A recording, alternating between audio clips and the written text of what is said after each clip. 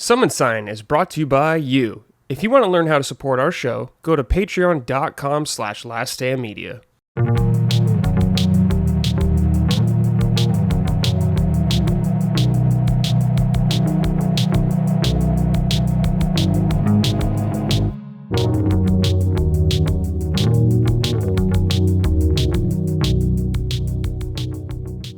Hello, everyone. Welcome to episode 119 of Summon Sign, Last Stand Media's weekly in-depth game discussion podcast. I'm your host, as always, Brad Ellison. Joining me, I have two fine, I almost said gentlemen. Well, Micah, you're kind of like a dude, I guess. You're one of those dudes. You are the man of your house. You're the man of the house, so I think it's appropriate. But I have first, of course, Mrs. Micah Moriarty. Micah, hello. How are you? Hello. I'm doing very well. Thank you. Gorgeous day out. Would have been nice for Easter, which was chilly, rainy, and gray. But today, beautiful, sunny, 65. Oh, well. Sorry, damn. Jesus, your party was kind of lame yesterday. Yeah, out there. And joining us, Mr. Ben Smith. Ben, it's been a minute since we've had you on the show, but I'm glad to have you. You have some interesting games, as always. And Ben, you got glasses. Yeah, I was just telling the long story short to Micah before the show. The long story short for the audience is even shorter. I needed glasses for some extent. So now I'm wearing them. Yeah. Yeah, that's good to have. Good. Now, let me ask you, Ben. Yes, I will give you the notes. Whoever said that. Micah. Hold fast. There you go. Oh, that's the wrong thing for Dustin. I just fucked this whole thing up. It's all right, though. I'm going to write, ignore that, Dustin. Trying to be subtle. No, it's okay. Nothing. We don't got to be subtle on this show. It's totally fine. We're a loose company. Do you know what I mean? We are not rigid. Ben, you have glasses. Yeah. Would you ever consider getting your eyes zapped? Maybe. I don't think they're bad enough to justify right now the cost or the time or experience. I would, if that weren't an option, like if I needed that and that was the only option, I'd do it. But right now, like I can take off my glasses and walk around and see fine. It's just when it comes to like computer screens, driving at night, stuff like that, that my left eye is just a little not doing the work it needs to do. So I would consider that. I would never consider contacts because I can barely put eye drops in.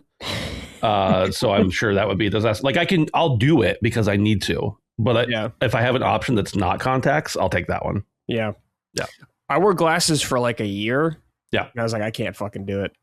I can't do it, man. I can't do it. I had to get my eyes zapped. Had to do it.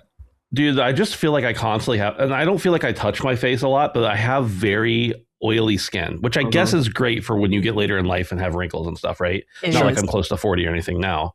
But I just like, I'll take a shower and then exude oil all day. It doesn't matter. So, yeah. Interesting. Micah, you wear contacts every day, right? I do. I do wear contacts. I wear glasses, at night. So you usually don't see those. They're like the blue light reflecting glasses. So they do not look good on camera. So I don't wear them for shows or anything.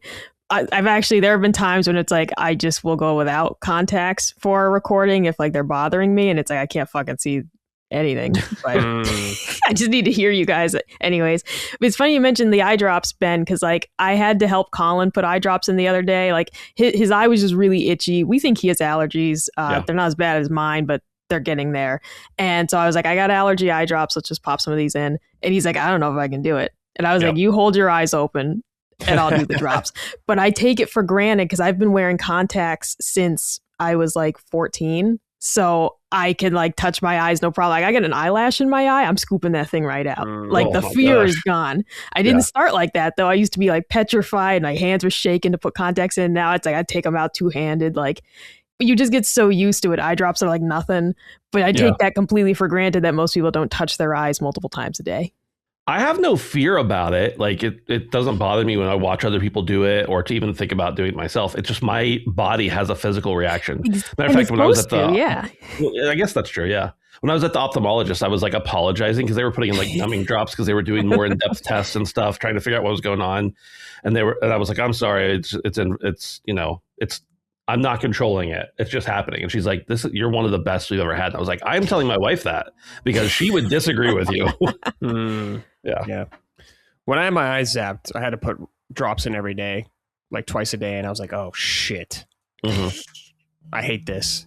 But then I got used to it. Like the second time, you're like, okay, I can do this kind of thing. I mean, I The still second time you put drops in, or the second time you had your eyes zapped? no. The second time I put the drops in. Okay. No.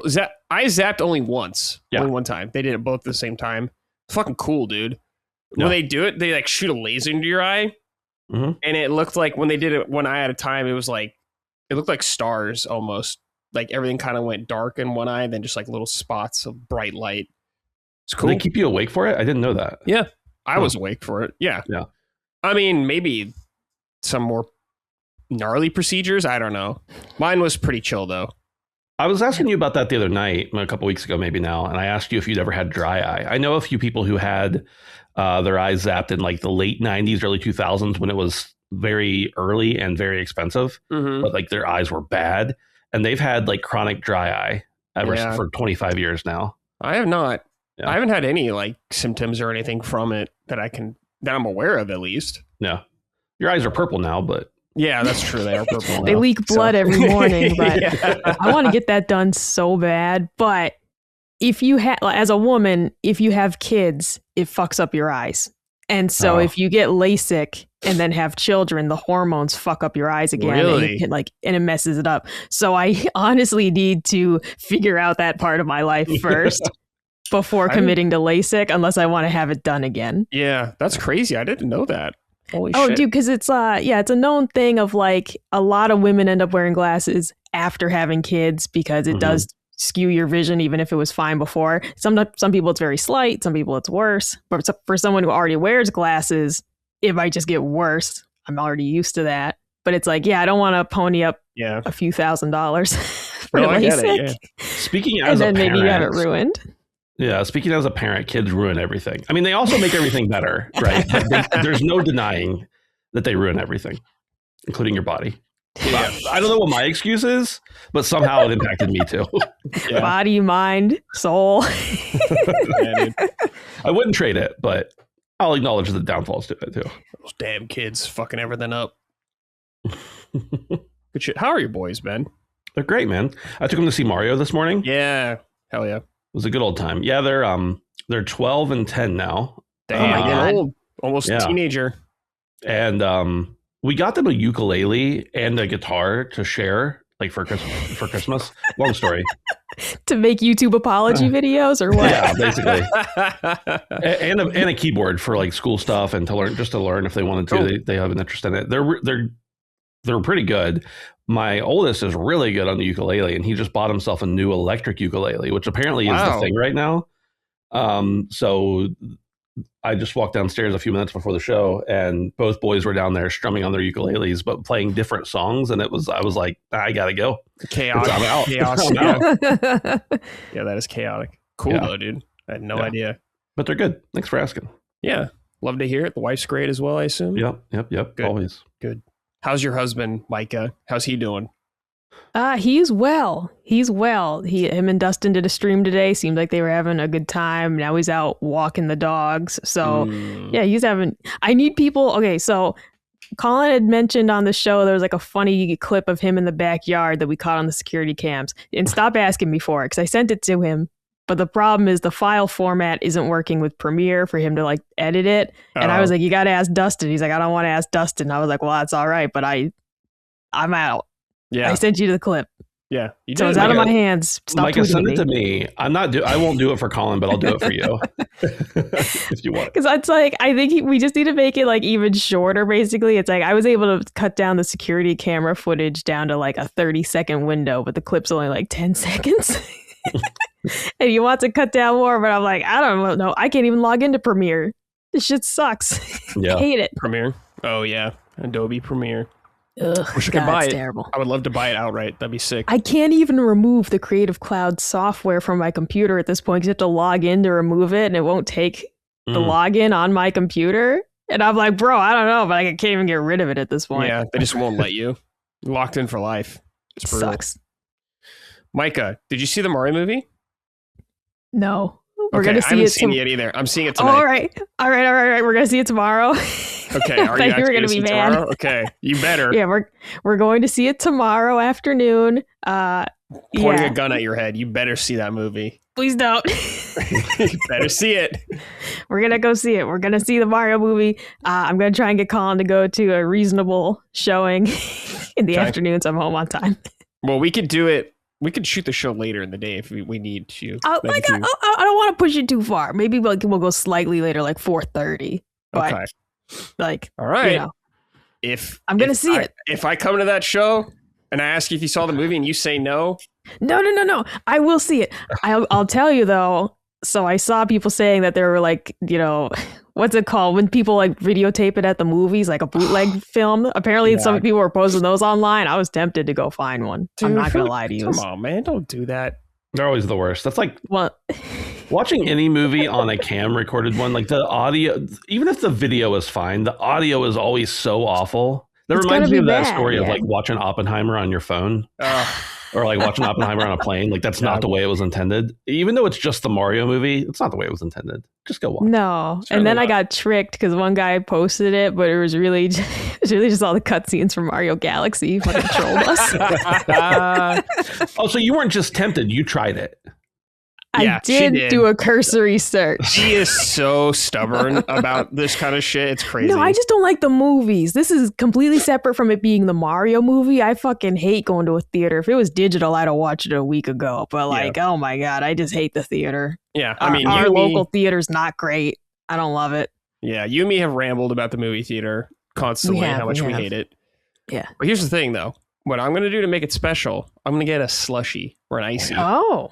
Got to do that. Wow. I haven't had one of those in a while. So I'm like, okay. Nice little treat right there. Got to have like fat kid logic or something about it. I don't know. That's how I got to do it. Yeah. Yep. Not buying candy, though. Popcorn. Oh, yeah. Popcorn. You can get the greasy Yoshi bucket. No. Apparently, that's been sold out everywhere, though. I saw Gene was trying to get one for a while. Yeah. It's crazy. Dude, when I was at the theater this morning, I didn't get it. So my theater has like on Mondays, has cheaper movies. It's like $7 instead of $14 or whatever it is. And they also do like a free small bag of popcorn with every ticket. Ooh. So I just got that, whatever. That's nice. But I did see they had a whole bunch of buckets. They weren't the ones you're talking about, but they had a whole bunch of the branded for the movie buckets. And I'm like, I kind of felt like I should have snagged some up. By the way, it was an insane zoo there today because it's Easter Monday. I assume a lot of people have off school or work or whatever. Mm-hmm. It was absolutely horrendous. The only reason I ever go to that theater is because it's like, it's close, it's relatively cheap, it's small, there's not a lot of people there. I can kind of go in, not be bothered, do my thing, watch a movie, enjoy it, leave. Maybe not the best experience, but not a bad one. Sure. But today was insane. It was absolutely. Yeah. Well, how was like the crowd in the theater? In my particular theater, it wasn't that crowded, and so select your seats, all that kind of stuff before you go in. But the lobby itself was insanely packed, and they had like I went at 11 o'clock, which is the earliest I've ever seen a movie in my entire life, and they had like a 10:30, 10:45, 11, 11:15, 11:30. So like everybody who was there for any of those showings was in line at the same time as me. Yeah, dude. Okay. I was looking at the theater by me, the Irvine Spectrum, which is like a big theater, and I was looking at how many showtimes there were, and there was like an insane amount of showtimes here. I'm going to probably do a late show, trying to hope. No kids. I'm such a degenerate that I will actually look at the showtimes and figure out which theater showtimes. I mean, I see like 4 or 5 movies a year at most, but when I go to this theater in particular, there's a couple theaters that are really bad. Sound quality is not as good. You know, they haven't upgraded it as much. And then there's one that's a bigger theater that's really nice. I'll pick my showtime if I can based on which theater a movie is showing in, like which studio or whatever they call it. You know what? I just said no kids, but I think a movie like this could be really fun with some kids getting pumped up or some shit like that. I think that could be really jolly. But I don't need it. In my row, I was there with my nephew and my brother-in-law and my kids and my wife. Family. And the only person in my row that I heard laughing out loud multiple times was my wife. So I knew it, dude. I knew it was going to be her. And mostly when Yoshi was on screen. So. Yeah, dude. Yeah. Everyone loves Yoshi. I love that little weird dinosaur. Yeah. Just a little Donald Glover out there. Yeah. Doing Yoshi shit. Dude, I saw like an interview of him. He knows his shit, man, about Mario. Yeah. He knows a lot of stuff. So I'm like, hell yeah, it's good to have that kind of guy in there. You know, some people are like, oh, I love the Taking a paycheck. Mario. Yeah. Like Chris Pratt or something, like where he talked about like Mario playing on Mario at the arcade. I'm not doubting him or anything like that, but just Sure. it sounds a little like forced almost. Oh, Donald Glover. Brie Like, Larson is in it, and Yeah. I've just been seeing clips on Twitter about her like going into her deep video game lore. Oh, I don't really care, but that's Sure. cool that at least she like knows the property yeah. she's part of It's now. like it's not required, I would say, but it's nice to know. Like the people who are involved with it appreciate the IP or whatever. For sure. We'll see. But yeah, if you want to hear me and Micah talk about it tomorrow, we will there. Like I said, Micah, gun pointed. It's on your head. I'm It's on your gonna head. go see it. I'm gonna Okay. go see it. We're gonna buy the tickets, I assume, tonight. I'll let Colin pick the seats. He's very particular about the Sure. seats. I can see that. Yeah. No, we're gonna go see it. We're gonna see it tomorrow. We're gonna make it happen. Okay. Hey, before we get into talking about all the games, all that kind of stuff, please check us out on patreon.com/laststandmedia if you'd like to support the show. You can get early ad-free access to all of our shows. Also, if you want some merch, go to laststandmedia.store. Ben, if the people don't know what you've been up to, what have you been doing? It's been a while, but in just case they missed it. Sure. I work for a indie publishing platform. It used to be more of like a direct publisher. We've pivoted into more of a services model. So we help developers with everything from QA to actually getting their game onto different storefronts, handling their discounting for them, which is a big deal if you didn't know, marketing, all sorts of different stuff. Like if there's a service a developer needs, we probably handle like creative, trailers, making, getting them into events, everything like that. And mostly for indie games, not necessarily like, I think a lot of times when people hear indie games, they think of like, oh, Hades and stuff like that. We're not talking that level, right? They can afford their own stuff. But we work out, revenue splits or some kind of deal with people and do it. So we've got, I don't know, over 200 games published. The company was founded like 5 years ago. And working on stuff all the time. Just had a couple big releases recently and a few more exciting things coming up. So that's what I've been doing professionally, at least. Yeah. Ben's working in the industry, making games happen. Love it. Yes, sir. Very nice.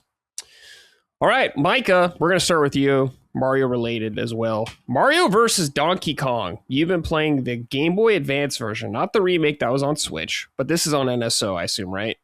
Yes, it is. Okay. What is this? Talk to me. Yeah, so this is a very cute little puzzle platformer, and I like it a lot more than I expected. It kind of makes me want to try the remake for the updated graphics, because this game, it's charming how it looks, but it's also like, oh my god, Toad looks like a fucking creature. All right. It's a stage-based game. So you have like 6 different worlds. Each one has I think 6 stages in it. You have the primary puzzle stages, and there's like these little escort stages, and then like you have a final fight with Donkey Kong in each world. I am enjoying it a lot. What kind of made me want to try this was when I played Is This Seat Taken, which everyone knows how much I loved that game. It made me want to find more puzzle games that I might enjoy, because I'm typically not a puzzler. I find them stressful. I'm just not usually in the mood for that.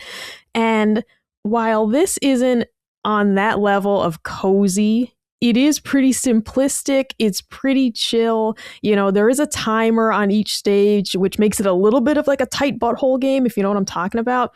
But it's also not high stakes, right? Like, it's Mario. There's cute little Shy Guy enemies, like they're little wind-up toys. The whole game is that Donkey Kong stole some Mario toys, I guess, and you got to get them back. Right. So on some stages, you're trying to get a key to unlock the next area. On other stages, you're trying to get the actual Mario dolls. And it's just low stakes. So while there's a timer and enemies and obstacles, it just doesn't feel, it just doesn't feel like I'm stressing about it. Besides when the timer starts to get kind of low, and then you get a little bit of like, but I'm liking it. Yeah. I'm liking it a lot.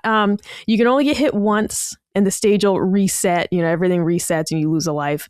The game adds more and more abilities and obstacle types as you go. So, Mario will learn how to do like a handstand to avoid things that are falling. Like, it hits his feet and he's fine. And then the handstand turns into a double jump. And then, like, you know, you kind of add on from there and it iterates. I like that it introduces things like kind of stage by stage versus throwing all these skills at you at once.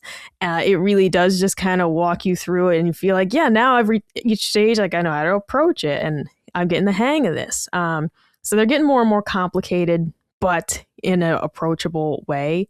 The main like mechanic of the game is that there are these different colored blocks and they correspond to matching buttons. You press the button to activate or deactivate the blocks. Those will serve as barriers or bridges, you know, to get to where you need to go.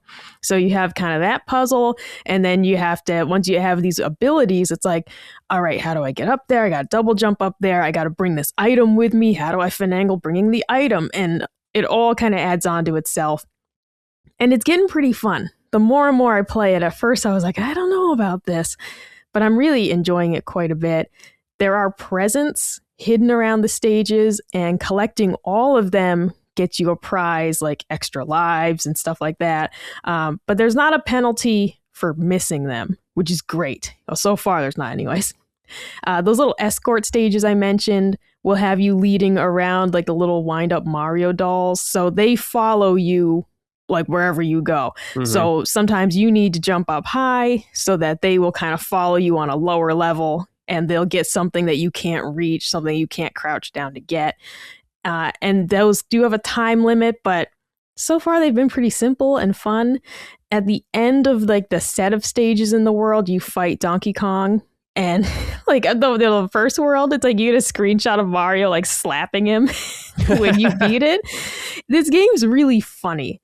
They definitely get like, it's funny and weird. Like when you get all the presents, it's like, okay, at the end of it, Donkey Kong is like punching the presents and you have to like, you know, swap them around to keep the one that you want safe. But it just looks so funny to just see this big fist coming down from the top of the screen. Like it's a very weird game.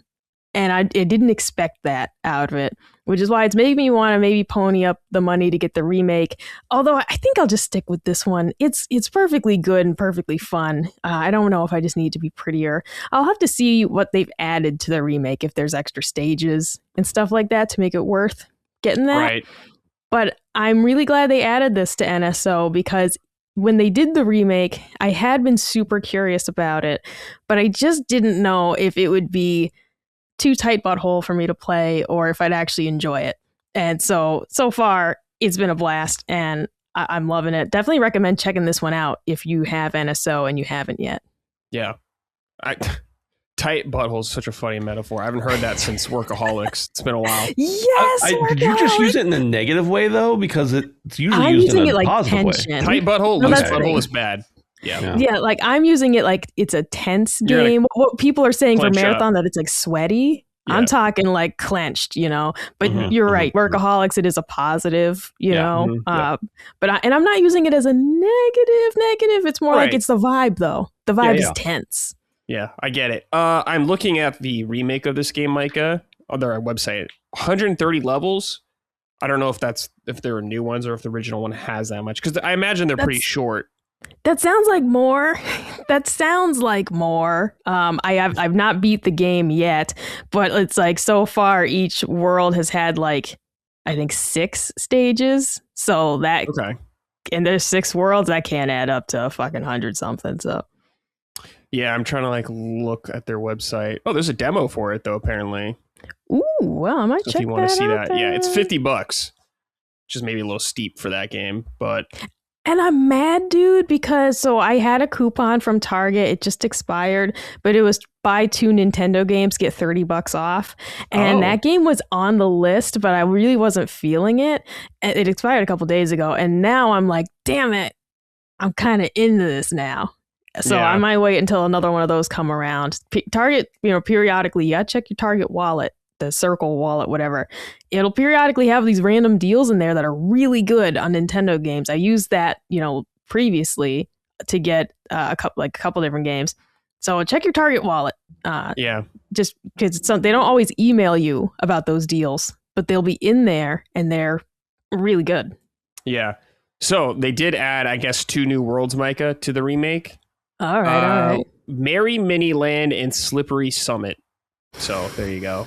Featuring unique ice physics. There you go. Oh, not ice physics. So fuck that. I hate slippery Mario. That's like a most hated thing in Mario games is slippery. Fucking hate that. Damn, dude. I'll stick with this one. That feels like it should go on a shirt or a tweet or something. I hate slippery Mario. Yeah.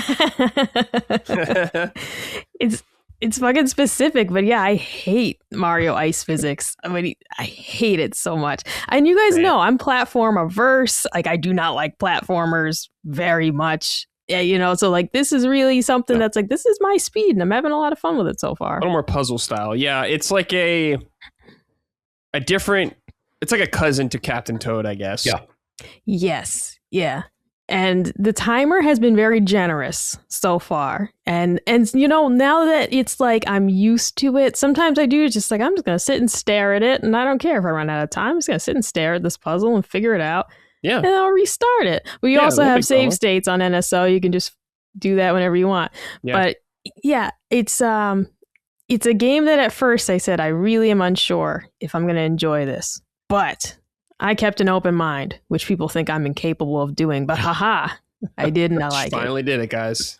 We got her. We got her. Speaking of Captain Toad, though, play that game, listeners. If you have not, please that game slaps. It's so good.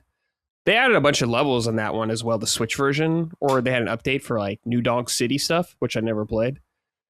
Tempted to buy it again, though. Well, I never had it on Switch. How much is it?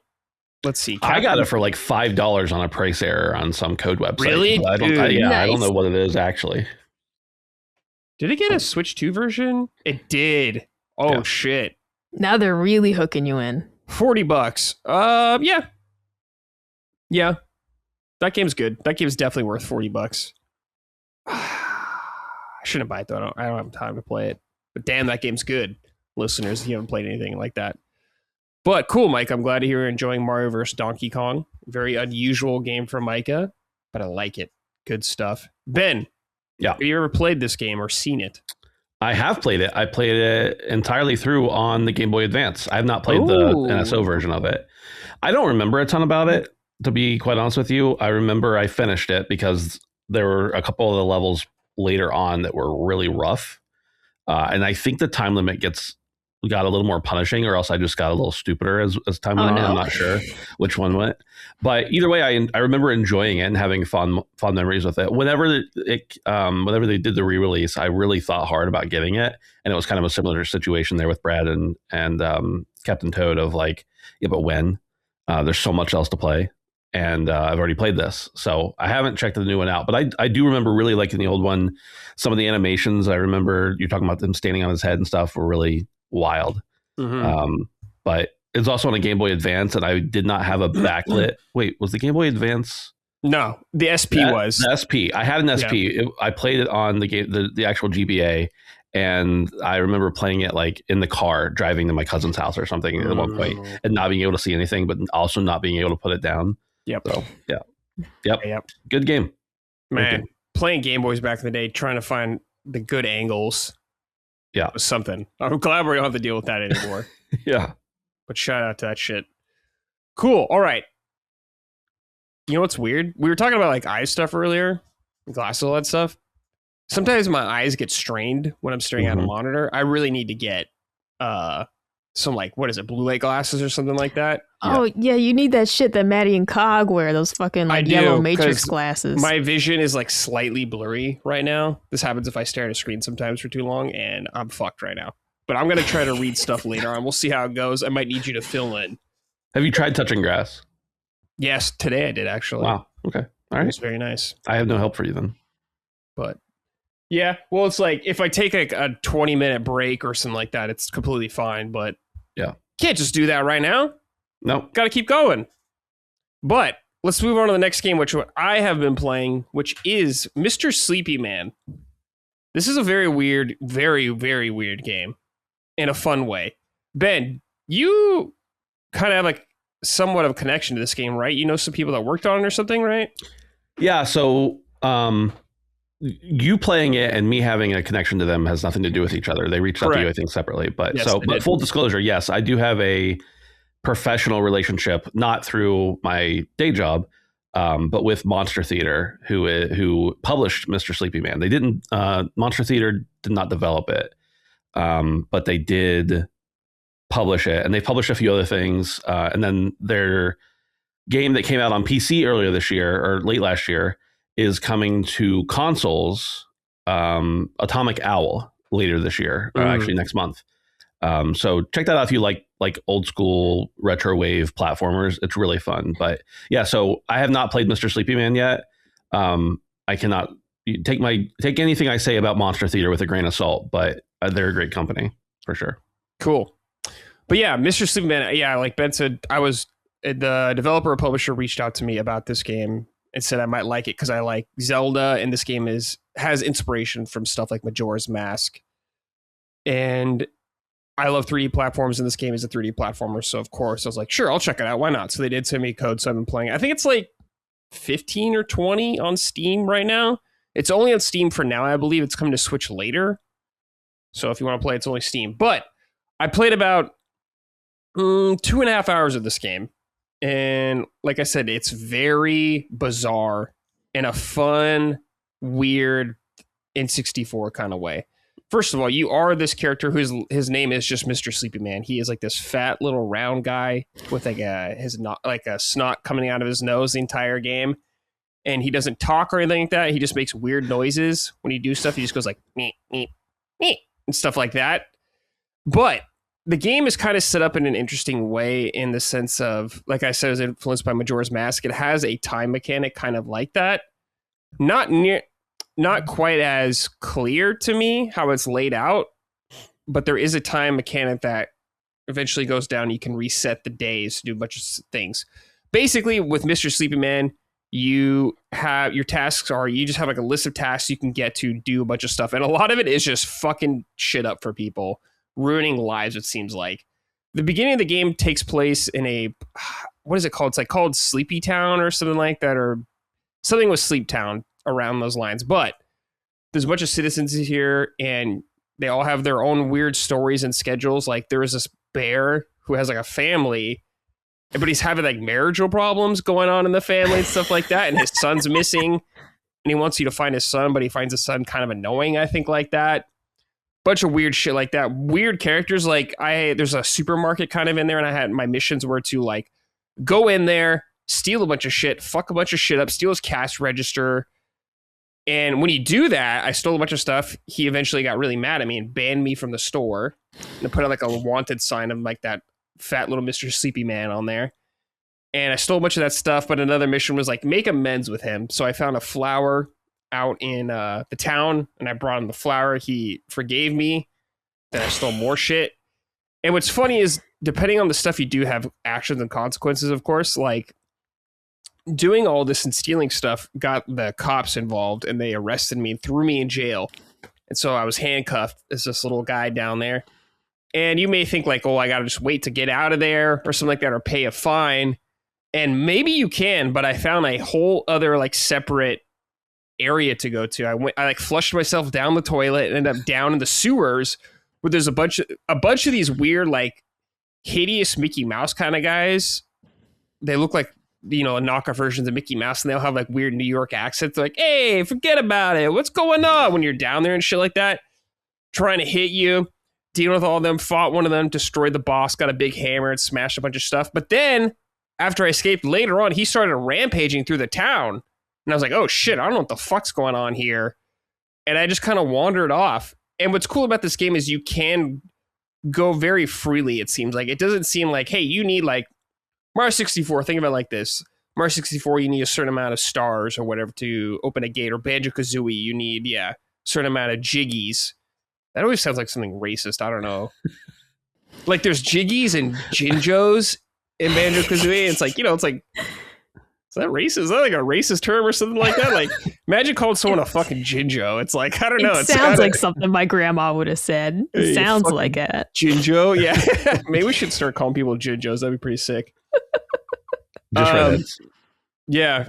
But anyways, you don't have anything kind of like locking you off from areas like that. So I just kind of wandered into these dark, spooky woods this game has like a very dreamscape aesthetic, like lots of purples, like purple skies and stuff like that. It looks really cool and I really like it. Of course, there's many more random NPCs you can run into that have like weird personalities. Like I ran into this weird fucking creepy like pizza baker or maker or whatever like that. And he's like, hey, let me make you a pizza. And like how I'm voice acting is like, that's how they sound. I think the creator of the game, I forgot his name, but he did pretty much most of the entire game. His name is Devin Santee. Sorry, I can't read that well right now.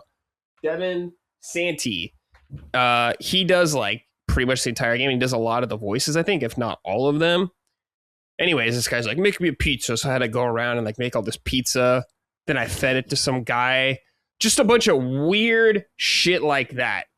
But the game is super weird. The characters are disgusting looking in a very appealing way. I want to stress that so much. But I'm like kind of fascinated by the game where I'm like, I really want to continue along this game. Because there's still a lot I don't understand about it, like the time mechanic. Like there is a guy you meet at the beginning of the game. His name's Toothy. So like he just looks like a weird fucking blob with like a giant tooth who he's talking to. And you're like putting N64 games into like an N64 and like loading into a bunch of stuff. It's very weird and bizarre how much shit there is in this game like that. There's like weird commercial songs, like TV's playing you can go into and like commercials. There's like an answering machine whole bit going on like around with like someone taking care of their grandpa waiting for them to die and stuff like that. Very weird sense of humor, but I think it works really well. I don't know. It's like just such a weird 3D platformer. Of course, you know, jumping around as a platformer is key to it. But you have like a lot of Mario 64 movesets stuff going on here. You got like the weird, cool side jump, the side flip that Mario does. You got the dive, and you could like slide on your pillows. Of course, Mr. Sleepy Man uses a pillow to attack people. That's just his whole thing like that. But the movement's pretty good, actually. You can do a lot of fun tech in there. So I'm enjoying that part. But it's a weird game where I'm like, I got to figure this shit out because like resetting the whole days and all this kind of stuff. Like I said, it's like the game doesn't explain a lot to you. It definitely seems like it's a game where it wants you to just kind of try stuff and experiment with it, which I'm totally down with. But I just need to play a lot more of the game. I'm guessing the game's probably around 8 or 10 hours from what I've seen.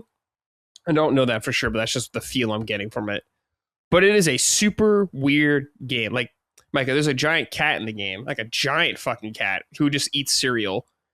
And I was trying to steal his cereal, and he was like slapping the shit out of me, be like, "That's my cereal! Don't steal my cereal!" It's like we're in a weird place right now. Very Alice in Wonderland, I guess, or Majora's Mask, where that all comes from. But it's a cool ass game. I like it. It's definitely not a game for everybody. I can't recommend anyone. But if you like weird 3D platformers, dude, check it out. It's only on Steam right now, unfortunately, but it'll be coming to Switch later on. So keep an eye on it. Ben. Yeah. Have you played the game at all? I know you know a little bit about it. No, I played, I think I played a little bit of the demo, but this is before I even knew Elder, the guy who runs Monster Theater. And they weren't even like working together yet. So it's been almost a year, I think, at this point, if I remember correctly. But yeah, it looks bizarre. It looks insane. It plays insane. And I can't quite, like, if you ask me, what's the game that's closest to this? It's so hard to pinpoint. But yeah, in that, like, Banjo-Kazooie, Mario World, kind of ephemeral atmosphere. I feel like it lives in there. Yeah. And the whole thing's like a fever dream. You never really kind of know what's actually real and what's not and what's going on. And like, am I in a dream right now? I mean, the name kind of connotes that you are, but I haven't played it enough to actually know what's going on. But yeah, it's one of those games where you can't really describe it to someone, but if you look at it and you see it, you're like, oh, I get it. I either know I want to play this or know that I don't. Yeah. Yeah, I definitely recommend looking it up and seeing it. I guess there's a demo of the game as well you can check out on Steam and all that kind of stuff. I will say, catchy theme song as well. The guy wrote it himself.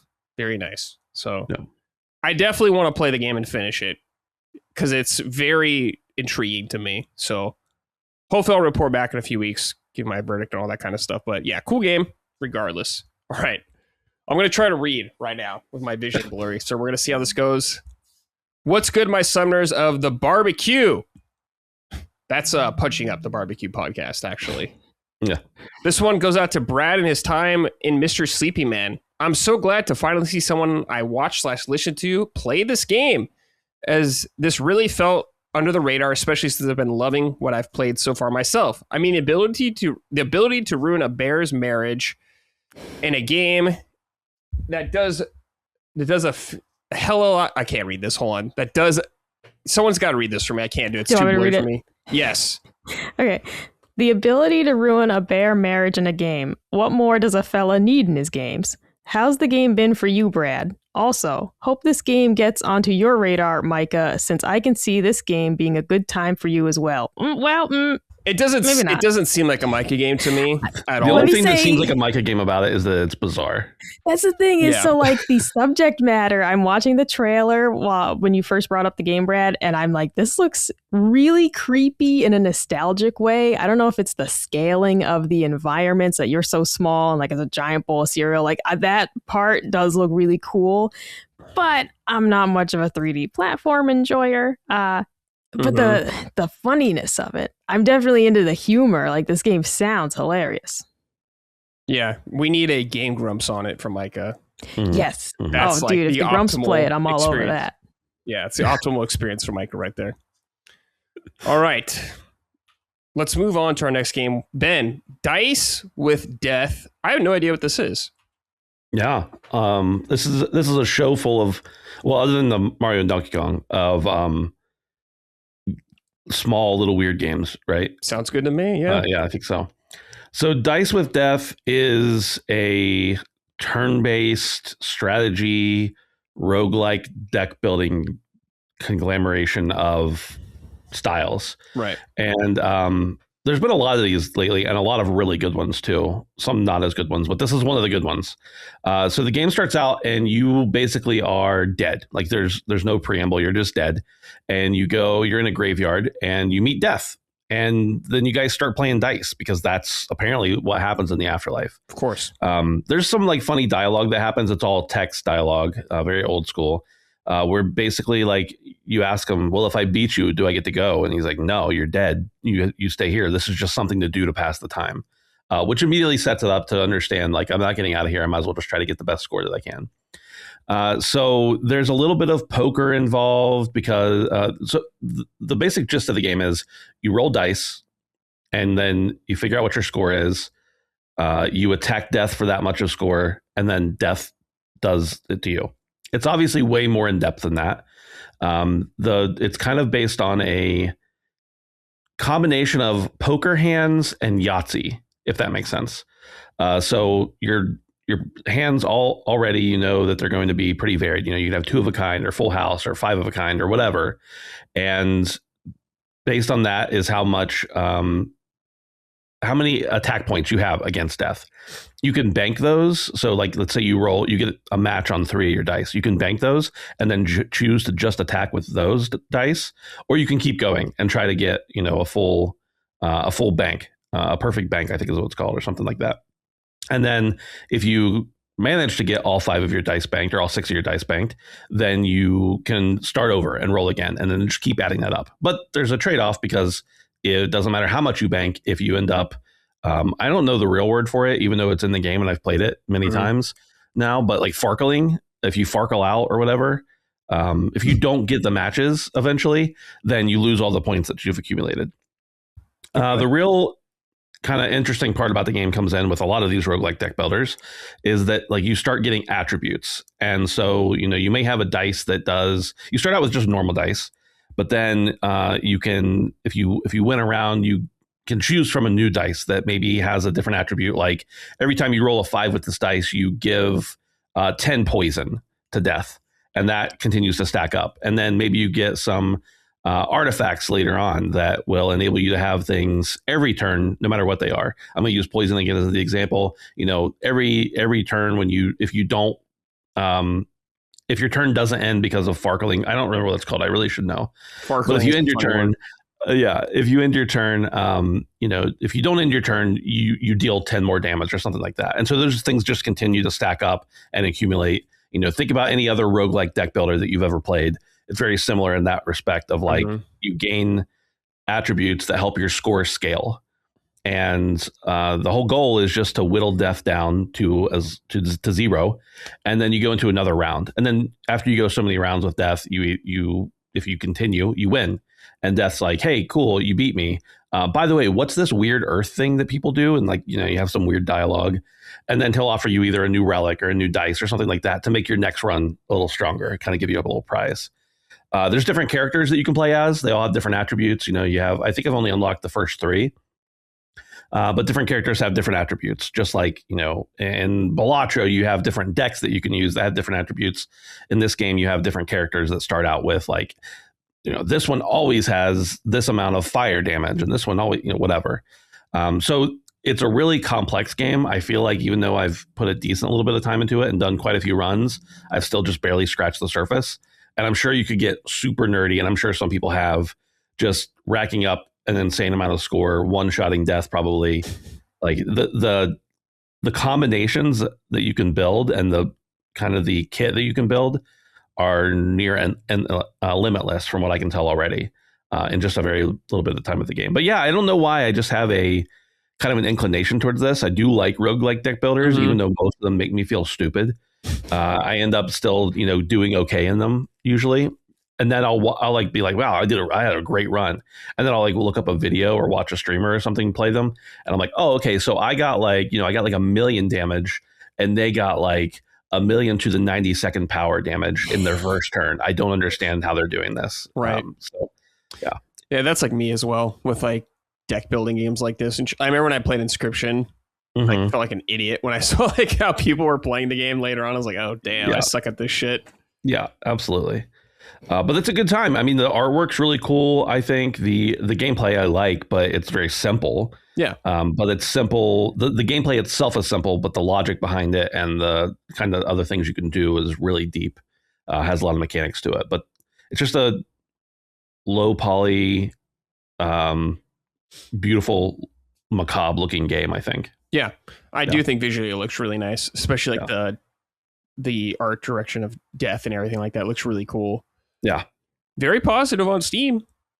So yeah, when I looked at it, it had like 500. Oh, it's got almost 700 positive reviews. Yeah. So people are digging it. It's what, pretty cool. $14 on Steam? Is this Steam only right now, Ben? To my knowledge, I just saw it on Steam and went for it. But yeah, to my knowledge, that's the only place it is. Okay. Micah, does this look like something that would interest you? I don't really know your kind of opinion on roguelite deck building stuff. I don't think I've ever played one. However, Yahtzee is my real life favorite board game. Well, dice game, whatever. People are always like, it's not a board game. If I say, do you want to play a board game? What I'm saying is, do you want to grab one of the boxes out of the closet? And Yahtzee's in there. So Yahtzee is one of my all-time favorite games since I was a child. I always used to cheat, though, as a kid. But anyways. So really? It appeals... Yeah. So, all right, my parents weren't very observant, so they'd get distracted. I would just keep rolling. So it's like you get 3 rolls or whatever. It's like, well, dad's busy. He's not paying attention. He's supposed to be playing Yahtzee with me, so I'm going to keep rolling till I get what I want. But I love Yahtzee. Always have. The art is gorgeous. Like I was watching the trailer on Steam when you were giving the overview, and it's beautiful. And not just death, like the backgrounds and everything look awesome. The actual like dice with the various like colors and everything, the abilities coming through, like this looks awesome. I've never played anything like this as a video game, but I'm intrigued. If they put it on Switch, I'd give it a try. But we all know that's the barrier for me is if it's not on Switch, it doesn't exist. Yeah. It was really interesting because it has a mechanic where you can speed up the gameplay as well. And so for like the first hour I was playing it, I had it set on like 3 times by accident. And so I'm like, wow, why didn't they bake any animations into this or anything like that? So then I realized I could slow it down. But then it felt very slow. But the good thing is you can speed it up and make it go a little faster. But when you do slow it down, when you make it the normal speed, all the animations are really cool. The way that you actually get to see everything calculated up at once after the roll is really cool. Whenever you have you have a book that sends spells out. I only unlocked it once and didn't know what I was doing, but that animation is super neat how it works. So I just think it's one of those games that like not only has very deep mechanics, but they also spend a lot of time on the aesthetics of it. Yeah, which is important to me. Yeah, of course. Yeah, cool game. Looks sick. Yeah. All right, let's move on, guys, to Sort It Out. Just something that we're not pleased with in the games industry. I honestly can't think of anything right now. I haven't seen any gaming news lately where I've been like, what the fuck's going on? Sometimes there's weeks where that's not really happening, so I'm happy about that, I guess. But Ben, is there anything in the gaming industry you think needs work right now? Yeah. And I don't know if this is the actual gaming industry or the industry that surrounds it, the Twitter sphere, I suppose you could say. I am growing more and more tired every single day of people who solely focus on player counts on SteamDB. It really drives me crazy. I think that player counts are an indication of how a game is doing to some extent, but I don't think they tell the full story, especially when you think about like some of the recent conversation around Overwatch. And people are like, oh, Overwatch only has this amount of players. And the devs were like, well, if you had any idea how many people play that game not on PC, it like dwarfs PC, which maybe Overwatch is an anomaly, whatever.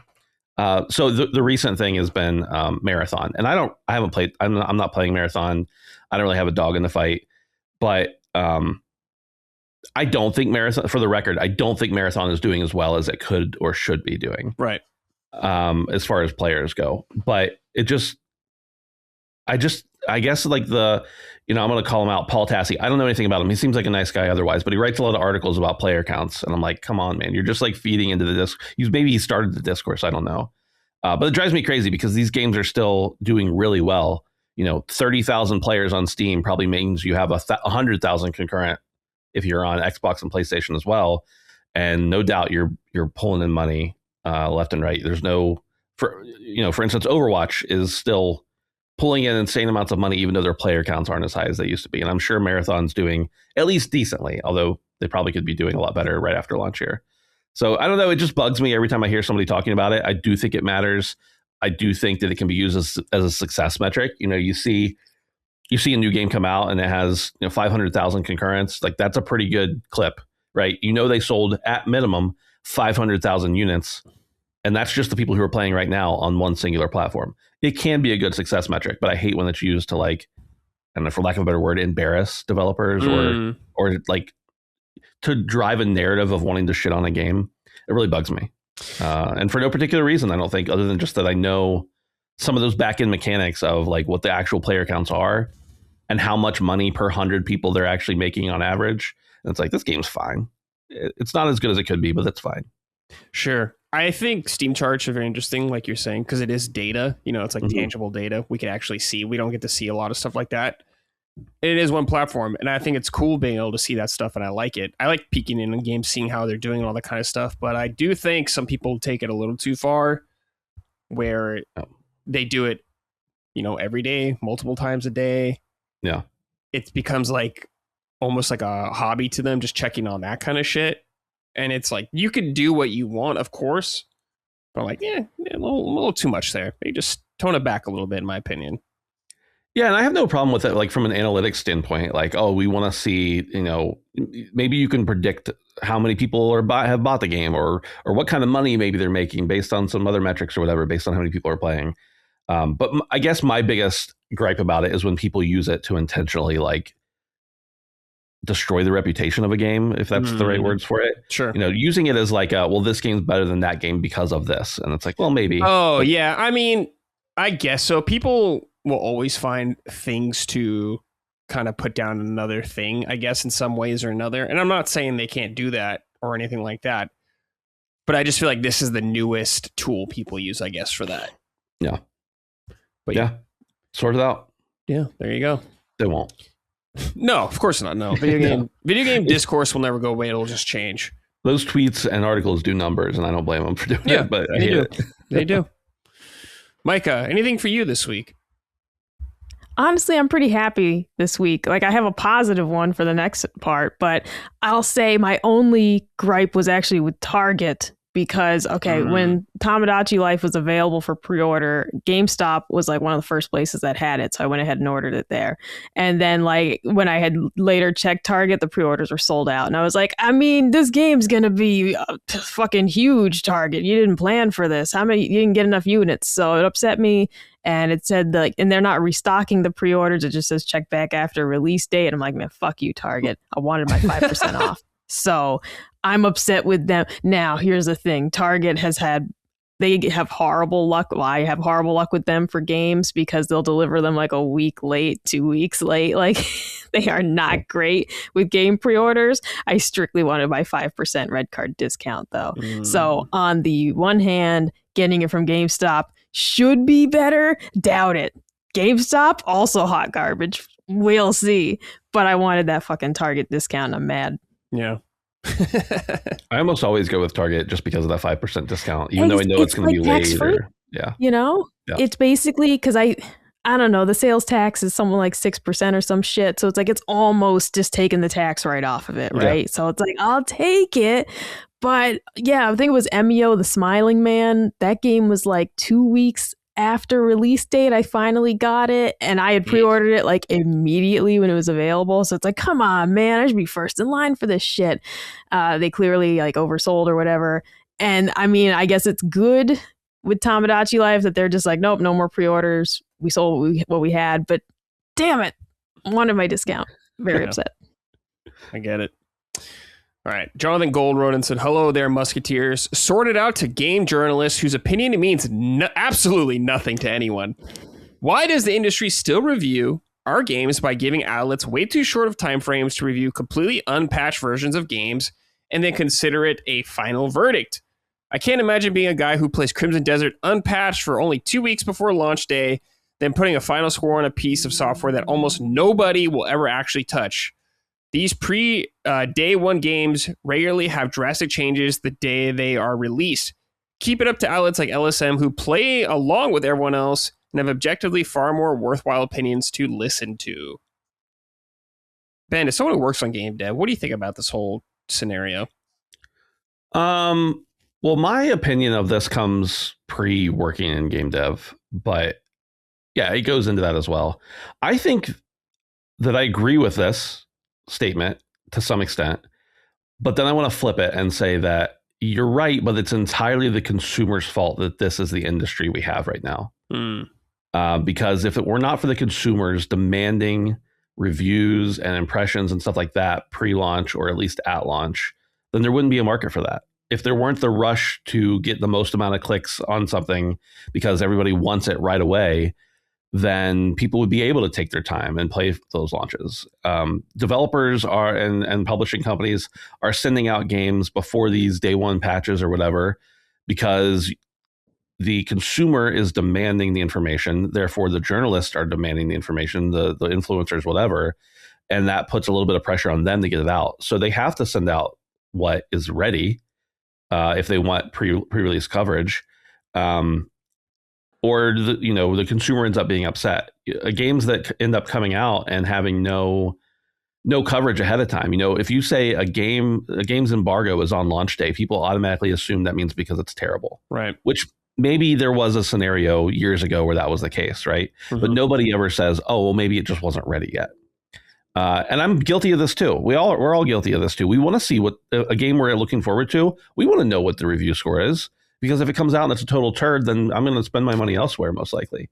But if it comes out and it's really great, then I'm even more excited for a game I was already excited for. So I think that it sucks that this has been happening a long time, right? That developer or that journalists and influencers and stuff, YouTube makers are playing games before the finished product that the consumer will actually play. Crimson Desert was an excellent example. I don't think the whole game is dramatically different, but there are a lot of quality of life things that happened between when the reviewers played it and when it got into people's hands, and then even a week later after that do dramatically change your experience. It doesn't change the game, it changes the experience. And so I think that, it sucks that happens, but the solution for that is the same as the solution for getting Todd to stop making Skyrim, and it's quit demanding it. And again, another thing that will never happen, but when people aren't as antsy, when like you guys used to do at Easy Allies, Brad, you would sometimes have reviews out of the embargo, but sometimes it was a week or two after it came out. Yeah. And I would still go to Easy Allies to watch the coverage if it wasn't something I had to get day one to help make a decision because I valued your opinion. And when we start valuing people's opinions over the timeliness of their opinions, I think that, we end up cutting a lot of this, the necessity for a lot of these unpatched reviews out of the equation. Right.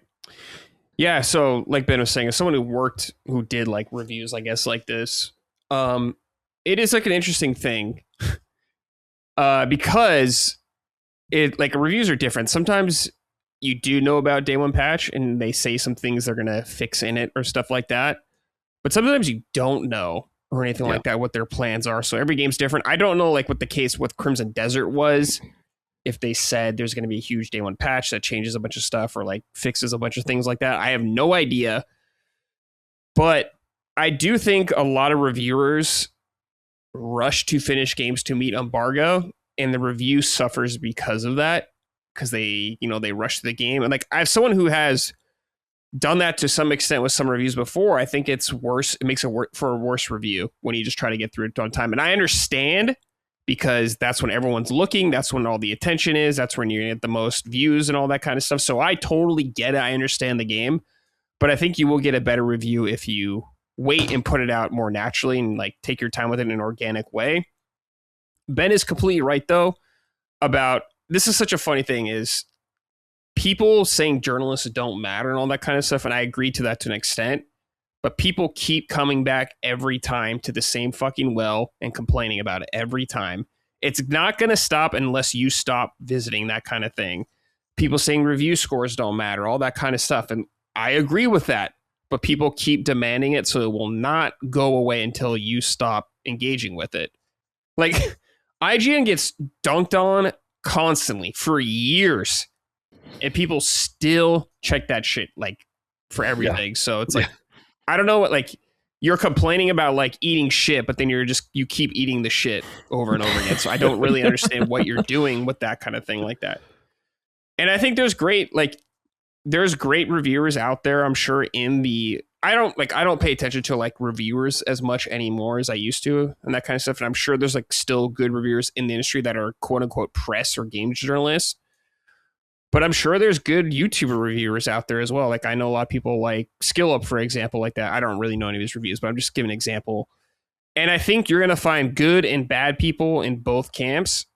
And you just kind of find the person that you resonate with the most. That's the most important thing, I think, is to find a reviewer that you kind of resonate with or can not necessarily you relate to on everything, but someone you can totally understand their point of view, I guess, like that. So that would be my advice for that. But in terms of game reviews, yeah, I think it's so weird because I see, Crimson Desert getting patched. And people are like, you need to re-review this game and all that kind of stuff. And then to me, it's kind of like, well, where does it end? Are you going to re-review the game after every patch or something like that? There are examples of that being done when like Cyberpunk did a bunch of shit like that. People re-reviewed it, or Phantom Liberty came out. To me, that's like an expansion. So you're going to reevaluate a lot of the game, I suppose.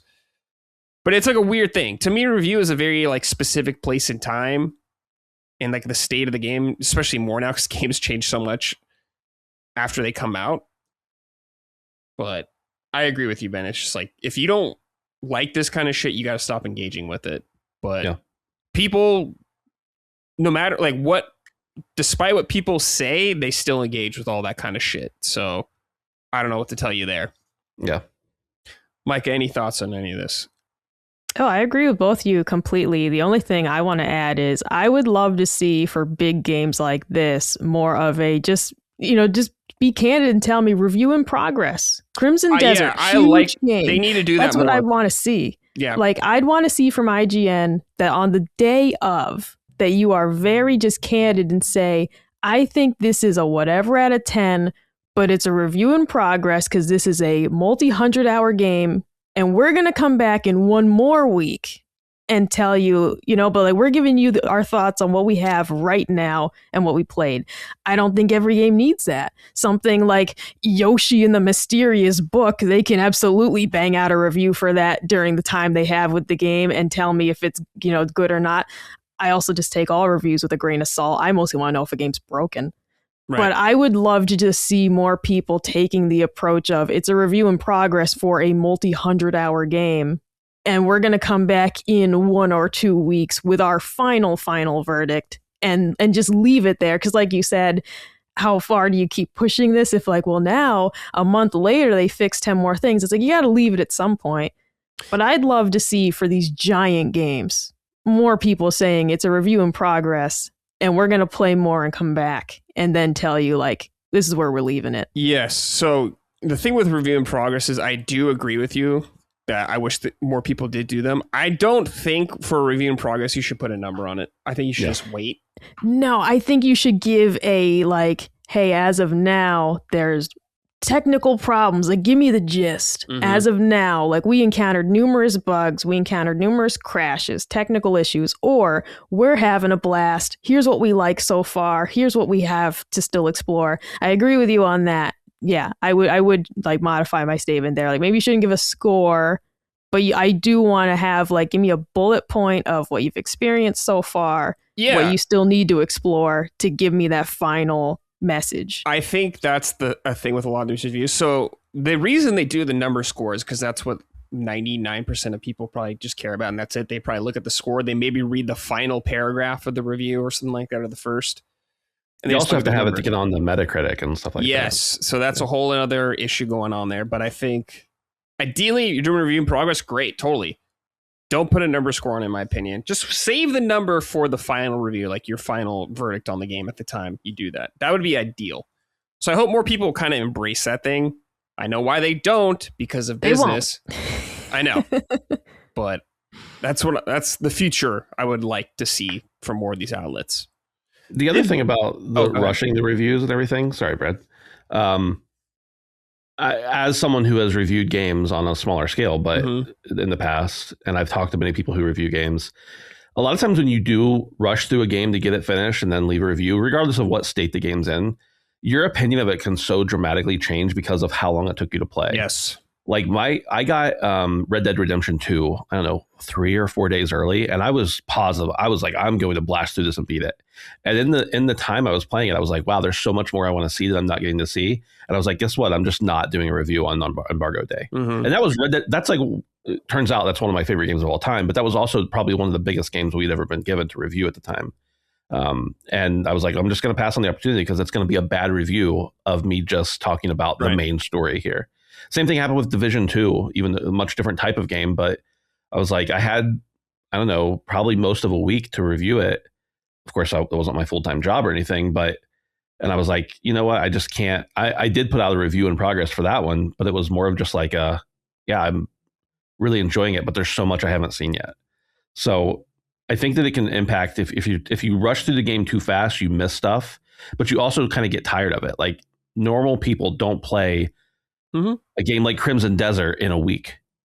Yeah. And rushing through it kind of impacts your thoughts on it. 100% does. 100% it does. So that's what I was saying. Ideally, you'd play in the most organic way and all that kind of stuff. But yeah, games industry, journalism, all that kind of stuff. There's always going to be turmoil in that camp. Jordan Faldudo wrote and said, sorted out, Micah, for the curse of your words has made it so I can never truly enjoy avocado again. The haunting echoes repeat in my mind with every bite. It's like Colin says, sooner or later, you will get got by Micah. So Micah, this is when you said dick tastes like avocado.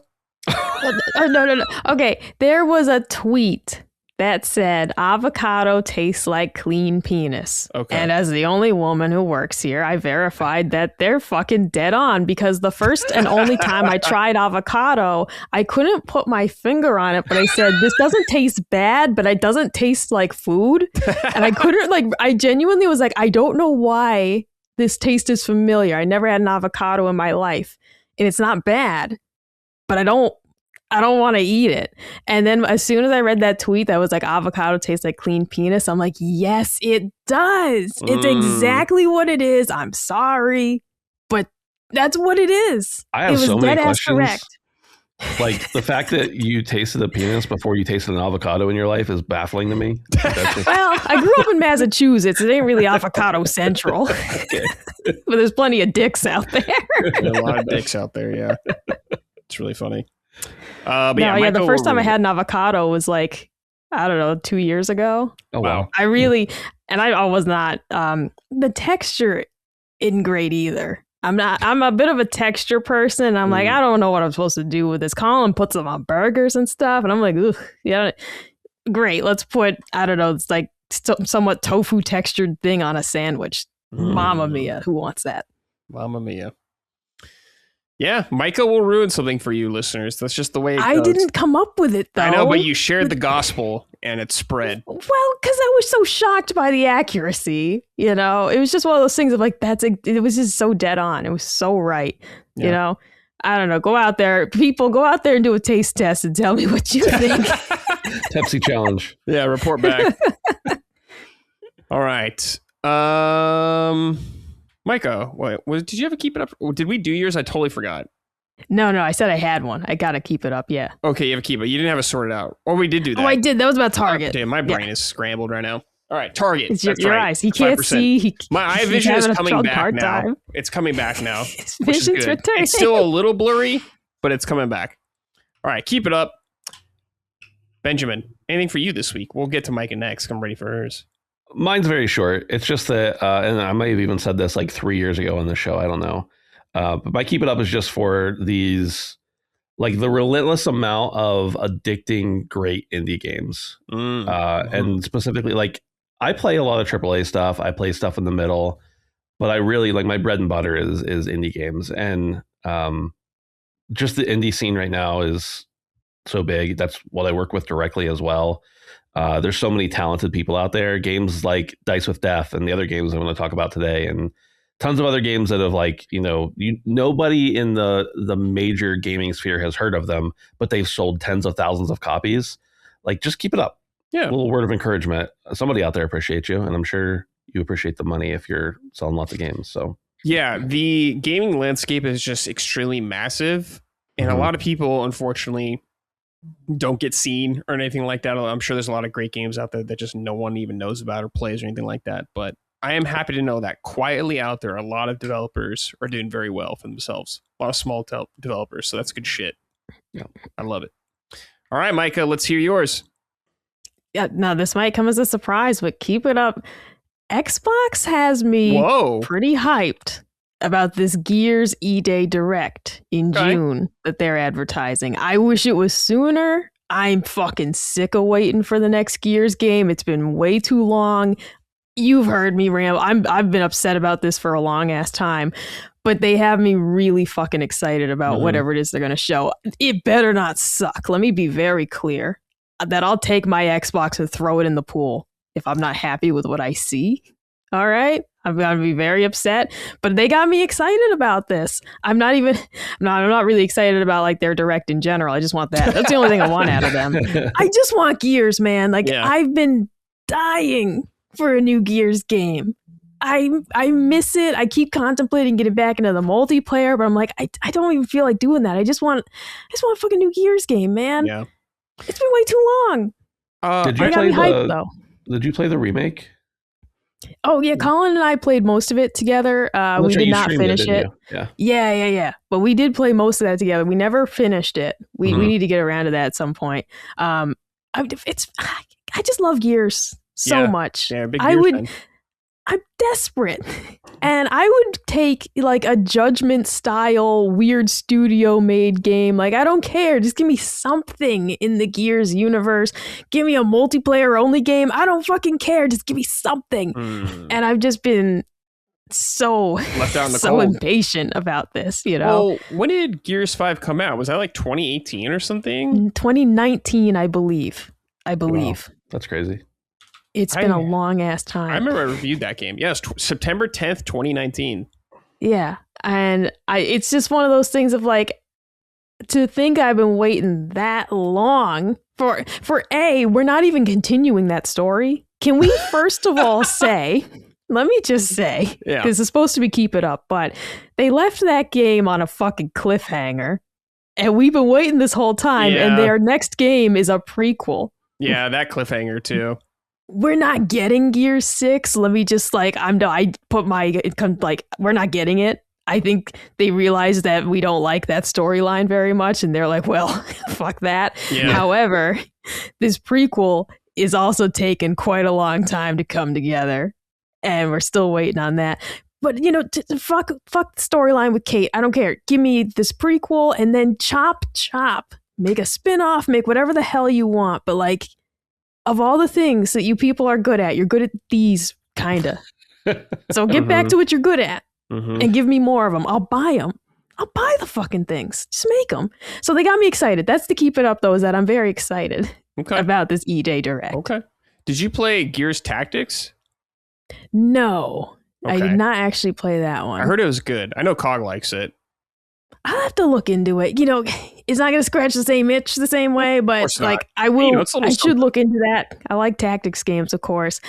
But yeah, dude, because it's like I love the horde modes in Gears. I love the multiplayer. Judgment had, I think it was called Overrun, which was the mode where you can play as the Locust and you're attacking the human players. It was fucking sick, okay? I loved it. I just want them to get back to releasing Gears games on a regular schedule, and I'll give you a lot of money for them. I'll pay up. Yeah. And the I'll buy your next fucking whatever box you come out with if there's going to be a steady stream of Gears games. What if they do Gears Funko Pop again? Are you going to buy that? I don't. The game? No, I don't want any of that. I love Funko Pops. I'm kind of over it though. I got Baird's over here. He's in the back, way over there. I like the real Funko Pops. I don't want to play a game with them. That's fucking strange. I got you. Okay. Are you happy, I guess, or like more excited that it's a prequel instead of 6?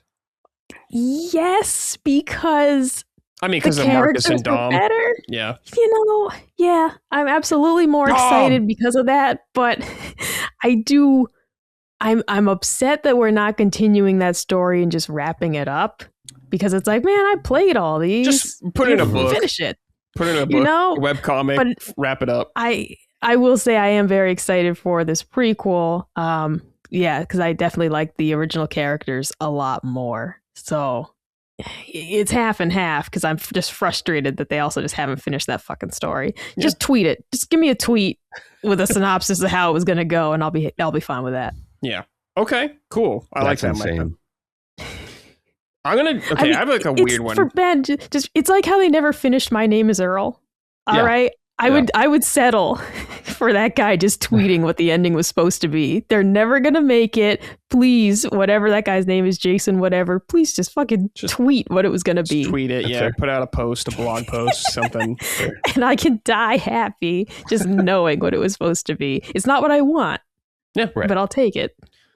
You know what? I'm gonna piggyback off you on Xbox right here. This is a very specific little weird thing, but I think it's cool that they do this.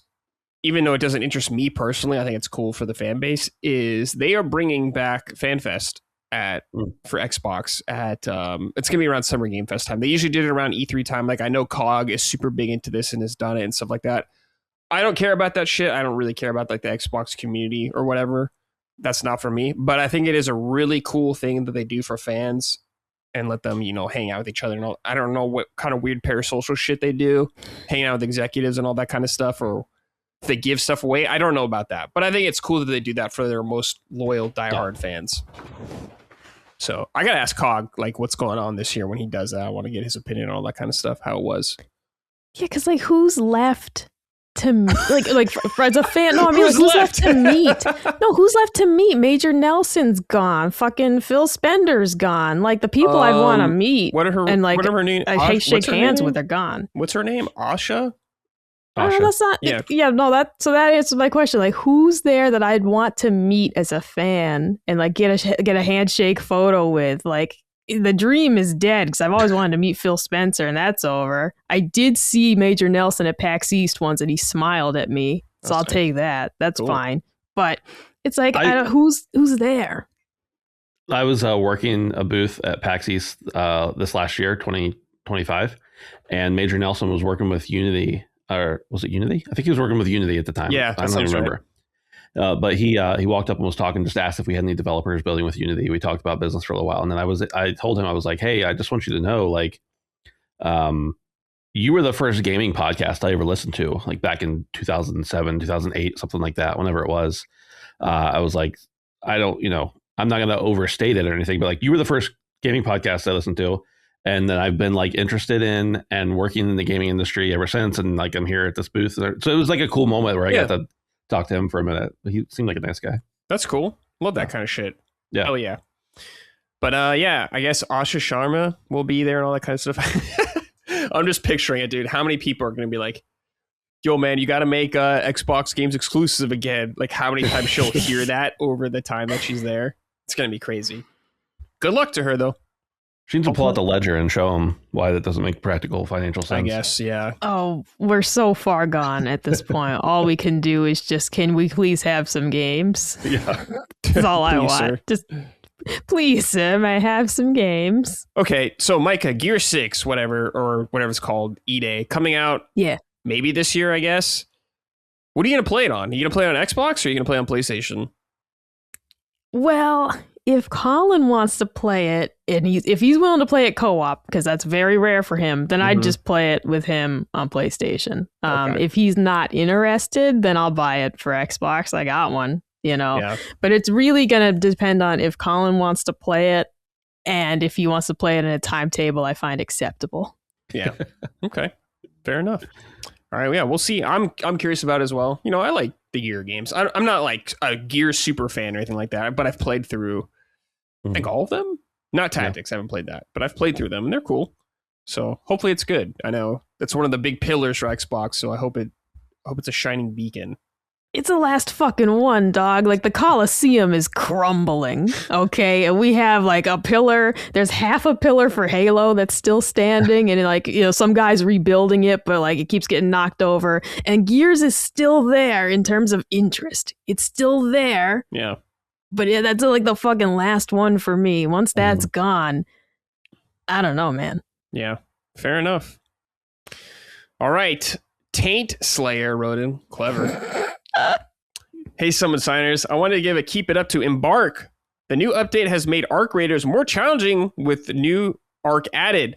I've been so hooked on this game, and I bought it twice because my wife started a game on my PS5, and I couldn't wait to play again, so I bought it again on Steam because of the cross-play progression. Ben, have you been playing this a little bit?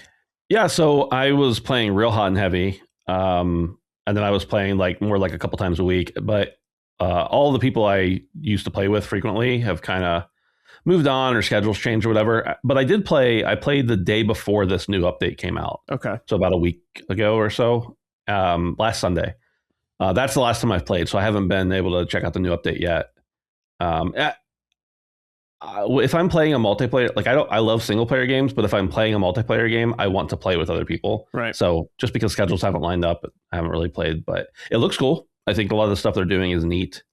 That's a very professional term, neat. But some of the new Arc, though, I was watching a video of one of them, and I was like, I don't want to fight that thing. It looks like the Queen, but flying. Yeah. And smaller. Okay. That's cool. Yeah. That's neat. All right. Let's see here. Russell wrote and said, hey, I've got to keep it up this week for Nixies. Death Stranding 2 was a pretty great port to PC. I've seen it in person. It is a great port. When it came out a couple of weeks ago, and since then, there have been multiple updates that have continued to improve performance, added new options, and even got decent Steam Deck support in place. Sony buying a port studio of this caliber a few short years ago, and then scaling back on PC support in general continues to encapsulate the abject retardation involved in the decision-making over there. Yes. Now, so I read that. I thought it was a funny comment. But then we got a response below that comment. DMAC responded to him and said, I mean, Sony scaling back on PC ports isn't to do with the quality of Nixies. It's just a switch in strategy. And based on what they actually made from single-player games on PC, I'd hardly look at that as one of their bad decisions lately. They'll still be heavily involved in porting any multiplayer game to PC. And as a support studio, they're already helping with things like Seros. Nixies is clearly great at what they do, and they're still going to have work to do on PlayStation, even without single player games going to PC. Yeah, so Nixies was bought years ago, mostly for porting PC games, but as DMAC did say, they are also a support studio helping out with a lot of stuff. Most recently, Saros, which looks fucking sick. Are you gonna play that, Ben? Yeah, I'm planning on it. Cool. Yeah, not a money. And I'll be utilizing Nixie's help because I'll probably be playing it on PC. Saros, it's not on PC. It's not coming to PC? No. See, this is the problem. This is what the sorted out's about. But yeah, I'll probably be playing it. Hopefully it doesn't, realize a brick in my PS5, but like Returnal did. But yeah, tell me about it. I forgot that happened to you. Game?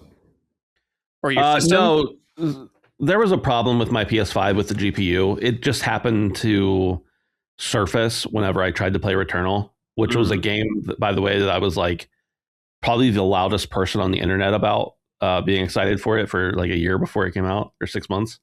But yeah, it's a very long story about all the crap that happened afterwards. But my PS5 just wouldn't run it. It ended up being a problem with the PS5, not the game. But I tried everything in the world to get it to work. But yes, I didn't realize it wasn't coming to PC. That's really disappointing. I guess I just made the assumption that because Returnal eventually did, that so would Saros. But if they're shifting strategy, that doesn't make sense. But yeah, I'll play it. I'm excited for it.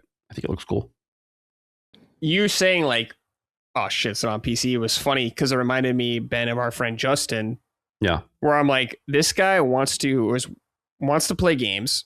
Yeah. He has a PS5 for like PS5 only games, but he won't do it now. He won't play on anything else except his PC. Yeah. I'm like, that's such a weird thing. Like, you have this console, there's an exclusive game for it, but you won't play it because it's not on PC. What's going on here? I mean, I do kind of get it. I have my PS5 right next to my desk. I have an Elgato card in. I can play it directly on the same monitor I'm using right now. And it still feels like a little bit of a hassle to me. Not because of the PS5, just because PC is just so easy for me now that I've been a PC gamer my whole life, but really almost primarily in the last few years. So yeah, I'll play it on PS5. I just would have preferred to play it on PC. Sure. Only because it removes one extra layer of complexity. Yeah. But it doesn't make sense, I guess. That's the thing I'm saying, though, is like, you have the system, okay? And it's only going to be on that system that we know of. Like, right. That's like having a Switch or something like that. And you're like, I'm not going to play Breath of the Wild because it's not on PC. It's like, well, I'm going to PC. It's never going to come to PC. Not legally. Right. But I don't know. Weird blockage we have with preferred platforms. And I get it. Some people only play on one platform and that's all they want to do. And I totally get it. It's like, you got it already. Why not? I do think that we meaning like us, people who are very engaged in games, are probably the anomaly. The average person who likes to play video games probably doesn't have a nice PC and a PS5 and a Switch, right, or an Xbox or whatever. So like, they do understand some people being very like, I'm not playing unless it comes to this, because they can't. But I'm not talking about that. Right. People that don't have that. Yeah. The option. You have the option. Right. I don't know, man.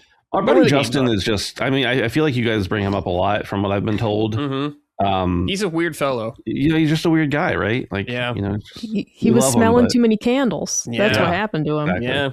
Exactly. He was smelling them instead of sending them to the lock, I guess. Yeah, scam and lock. All that kind of stuff. All right. I should just say, like, Justin's a bitch and just send him that clip. It's on record. It's on record. All right. Let's do a game recommendation from the audience for the audience. Coalition Run said, hello, summoners. I think you have not talked about this game on Summon Sign yet, so I have to recommend Monster Hunter Stories 3. It's excellent. And it's for a lot of people. It's just a good JRPG with a good story, visuals, music, and turn-based combat. But it's also great for Monster Hunter fans. It contains almost every system from the main games, usually with some kind of twist. The lore and the world are also very similar. Finally, it is also something for the fans of Pokemon, especially if you think the series is stagnating lately. The game is much better story-wise, presentation-wise, and also with the gameplay. Overall, I really recommend this to anyone who doesn't scoff at the word turn-based JRPGs. I've been meaning to play this game. I have it. I own it. I like Monster Hunter already. I haven't played any of the Stories games, but I this sounds right up my alley. Just haven't gotten to it yet. Ben, you like Monster Hunter a little bit. I do. Any interest in this? To be honest with you, other than seeing like the thumbnail for it on Steam, I haven't seen anything Okay. about it. Not because they haven't done a good job, just because I haven't been looking. Right. So I'm always in for a Monster Hunter game, but it's also very situational for me. Like I feel like I have to be in the right frame of mind to be playing Monster Hunter, and because I'm not, I probably won't play it right now. Maybe later. But, yeah. Micah, you did play this, the demo of this, though. We talked about this on Punching Up, and you weren't super into it. But you're not a Monster Hunter person. No, I've never played Monster Hunter. It's not really a series that I see myself getting into. I wanted to check this out because it's standalone and you can just jump in. I did try the demo, and the story had me a little interested, but I didn't love the combat. But I was thrilled that they had a demo to try out. So definitely, if you're interested in this game, see if their demo's available on your platform of choice. It's definitely on Switch. And check that out, because the story did have me at first, and like they kind of really showcased the, man, there's a really big space here and we can do some cool stuff. They got you. I mean, I don't want to spoil anything, but just right in the demo, it's like, this is looking pretty cool. And then the combat started and I was like, I don't love it. And I tried the combat a little more and said, I definitely don't like it. But I'm glad the listener, had such a great time with it. And I hope more people check it out. I think you're muted, Brad. Fuck. Let's do this. Next thing. Looking for group. Okay, so here's the thing with this segment. The point of this segment was for people to find people to play with, like games like that. We had a lot of people writing in about when Marathon was out. Lately, they've kind of stagnated. Now a lot of people are just like, I just want people to add to my friends list so we can look at each other's games. So I will adjust the segment. I'm just going to call it Let's Be Friends now. So if you want to add people on PSN, Steam, Xbox, whatever, you guys just want to be friends online, even if you don't play anything together, you want to look at each other's trophies and judge each other, you could do it here. So Sir Wee Wee the Great, wrote in and said, hello, fellow summoners. I have a LFG that's not so much a looking for group, like I said earlier, but more of a looking for people to add me. I'd like to see what fellow summoners in the community are up to on PlayStation, maybe play a variety of games in the future. So go ahead and shoot me a request on PlayStation if y'all want another trophy list to lurk on. PSN ID is Sir Kiwi the Great. Once again, Sir Kiwi the Great. So yeah, pretty much the segment now is if you want to just be friends with anyone on any platform, there you go. You don't have to necessarily play with them. But people like this segment is just for people who like to watch now. Yeah, pretty much. Yeah. That's a lot of people out there. So there you go. All right. Micah Langrisser. Langrisser? Is that how you say it? I assume so. Okay. I never heard anybody say it. Yes. So I have been playing Langrisser 1 Remake. This was suggested to me by a listener after I played Brigandine Legend of Runersia and had so much fun with that and became obsessed. The games do share a lot of similarities in the gameplay, and I'll get to that. Firstly, it's a tactical strategy RPG where you have a party of commanders, and in each battle you hire mercenaries, and you can choose from different class types to fight alongside you in battle. The commanders themselves level up and gain XP, which translates to the mercenaries being stronger when you're actually in the battles. You do also need sufficient money to hire them. So far, that hasn't been a problem. I have like a fuckload of money at the end of each battle. You just find cash. But you do need to keep an eye on your spending on like items, for example, if you want to hire enough mercenaries. Unlike Brigandine, there doesn't seem to be any penalty for your mercenaries dying. You just hire new ones each battle, and your level is what makes them powerful. In Brigandine, you were leveling up your monster allies, and if you lost one in battle, summoning a new monster would be just a level 1, and you'd have to start over getting the XP back. Or there were super rare items. There were these revival stones that could resurrect a fallen unit, but I maybe got 2 or 3 of those the entire game. So they weren't to be used lightly. So, some similarities here are that just like in Brigandine, if the commander is taken out during battle, they do not die, but their entire squad of their units will retreat with them. So taking out just one guy could eliminate, everybody on the board that he brought with him.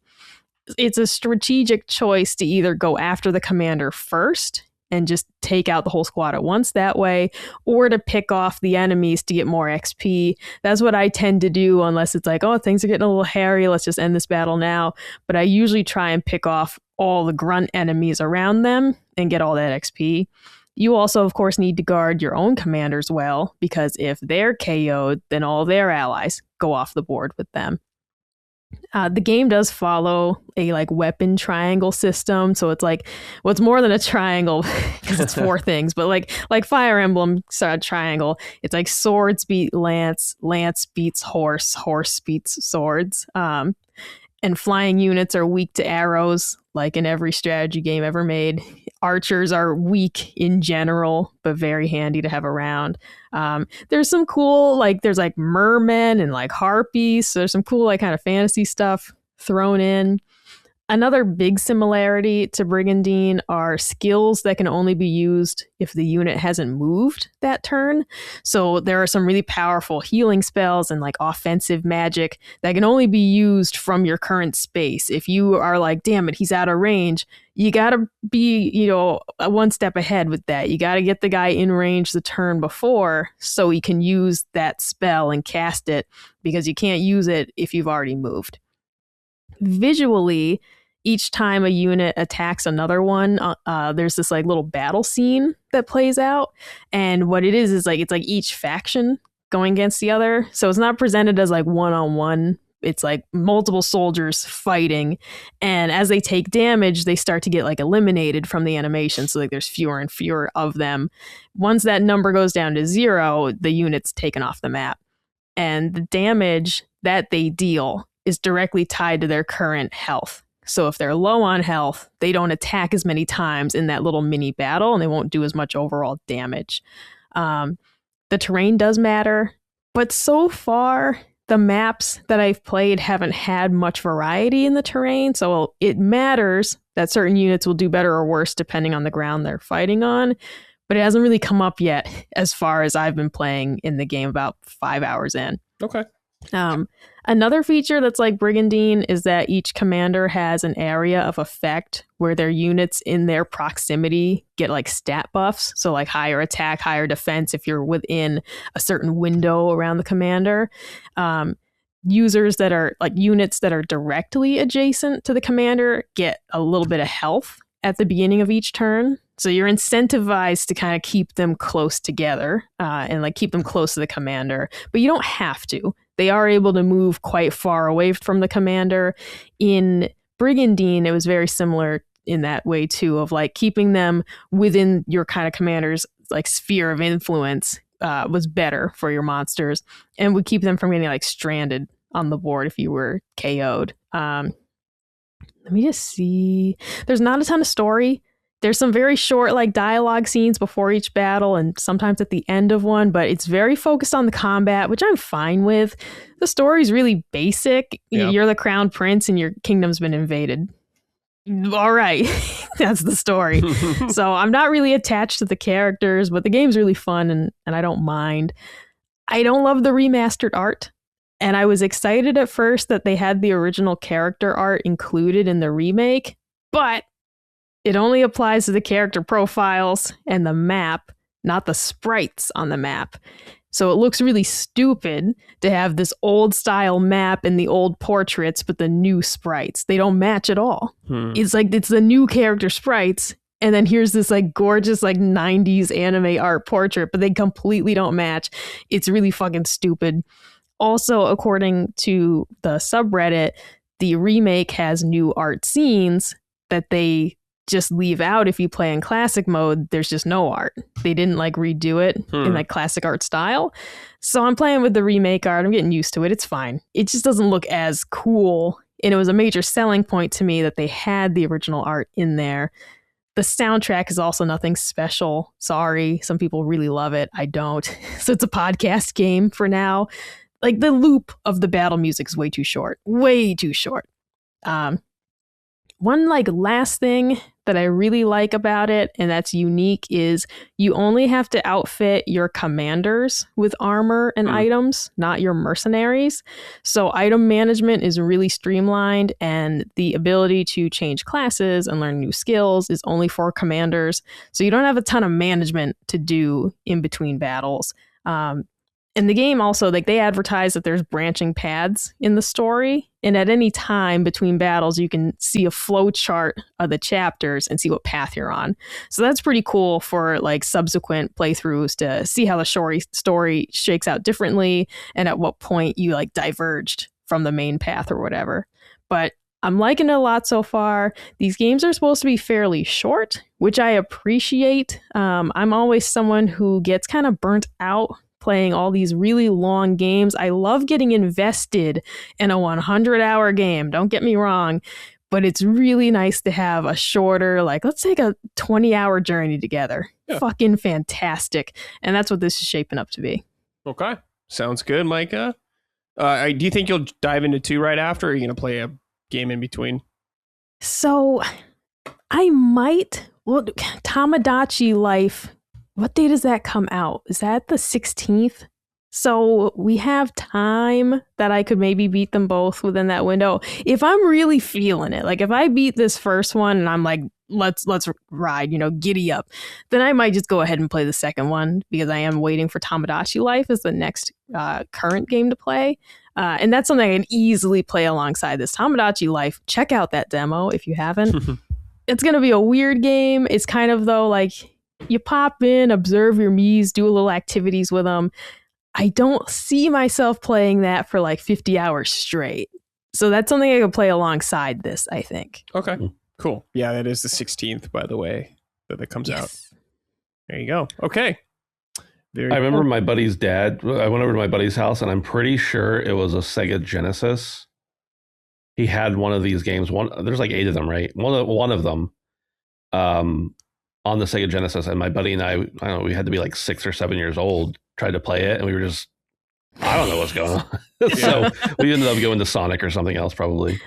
Oh, I will say that's like so the tutorial is fully just written. Like, you have to press a button that says how to play and just read like 25 slides of how the game works. There's no in-game tutorial. I'm sure we did not do that. Yeah. Like, on the one hand, I like just a game that lets you just get up to speed. On the other hand, I was like, bro, what the fuck am I doing? Like, you're not telling me anything. You're not telling me how to attack. You're not even telling me like the weapon wheel of like weaknesses. I'm like, yo, dude, like, and then I finally found like, oh, the how to play section. And then I had to read through the whole thing. Aside from that, it's been fantastic. Cool. Awesome. Glad you're enjoying it, Micah. Another strategy RPG from Micah. Always playing one. I like it. Dude, yeah, I really appreciate that. Was a good listener recommendation, because like Colin says this sometimes, and it's true, like the listeners will mean well, but sometimes they recommend a game because they want you to play it, not because they think you'll like it. Right. This was a dead on, like, fucking perfect recommendation. Like, yes, this really was very similar to Brigandine, the Legend of Runerja, which I fucking love and am obsessed with and can't wait for the new one to come out. And this was just a fucking dead on recommendation. So thank you, dear listener. I don't remember who recommended it, though, and I'm sorry. All right, Ben. Let's add more weird indie games here. Scritchy Scratchy. Great name. Scritchy Scratchy. This game I originally found because I misclicked on the Steam page for Deep Rock Galactic Survivor, which, of course, is my beloved Survivor-like game from Deep Rock Galactic family, I guess. Yep. Scritchy Scratchy is a very different game than that, entirely different. I think the way that they describe it, actually, let me just pull it up here. They describe it on their Steam page as a super satisfying scratch card incremental game. Buy stacks of scratch-offs, unlock auto-scratching, and chase massive jackpots. And that's essentially what it is. This game and the next game I'm going to talk about are essentially like gambling without spending money simulators, really. And I think that there's a lot of point, like this game has a little bit of resource management, a little bit of idler a little bit of gambling, a little bit of roguelike, honestly. You start out at this table with a phone on the desk, and you start cleaning dishes. And as you clean dishes, you earn a little bit of money, very little money. And the phone rings and you pick it up and they're like, hey, I got some scratch offs. That's what you're going to do tonight for your shift instead. So you actually have to physically, I mean, I think they have settings for disabilities and different accessibility settings. But for me, I just take my mouse and like scratch off the stuff on, I don't know. And when you uncover whatever it is that's under there, you know, it's like a scratch off ticket. You earn a certain amount of money, and you have money then to hopefully you have money then to buy the next thing. So they continue to give you, as you progress through things, better scratch off tickets. Some are way better than others. Some you can never lose money on, but you might get zero. Many of them you make a ton of money almost every time you scratch them off. As you progress, though, there are others that maybe if you hit on this scratch off ticket, you get a ton of money. But if you hit the wrong symbol on it, you lose a ton of money, and you could even go bankrupt potentially and have to take out a deal with the devil, essentially. And it has, dramatic impacts the opposite way. As you're going through things, you can upgrade your luck. You can upgrade your scratch size, which enables you to scratch off tickets faster. Or in like more wide sweeping whatevers. And then you can also unlock like better coins. So the cards that are a little heavier to scratch off, you can unlock a better coin to be able to scratch them off. And you can just continue in that pattern until you continue unlocking new scratch off tickets. You start to get the feel for which ones are going to be good for you, which ones are going to totally screw you.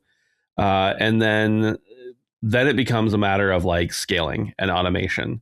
And as you scratch off these tickets, you unlock bigger and better ones that give you even more money. As time goes by, you can eventually, start getting more than one scratch off ticket at a time. So you're not having to buy them all individually, scratch them, whatever. Then you can get a machine that actually does the scratching off for you. And you can get a little cat that sits on the bottom and does the little Asian supermarket wavy thing and picks up the scratch off tickets for you and actually checks them for you. So it can become kind of an automated thing. You can buy a thing that buys the tickets for you automatically, a fan that blows them into the machine, and then the little guy down there picking them up for you. So it scales pretty quickly. The like top level card, and it changes when you can get that. It's called Final Chance, and Final Chance you have to get essentially what would be equivalent to like a jackpot on a lottery ticket, which is funny because I'm addicted to this game and I've only ever bought like one lottery ticket in my entire life. And I bought it for a friend for like a Christmas present. I'm too cheap, apparently. But you try to get that and get out. And then, of course, if you don't, you go back. You can put some of your points into like different upgrades, start out the round with a better coin or the machine automatically, and just continue through a bunch of different scratch-off tickets, making an insane amount. I don't even know what some of the symbols mean. Like once you get above trillion, I don't even know what some of those currencies are called.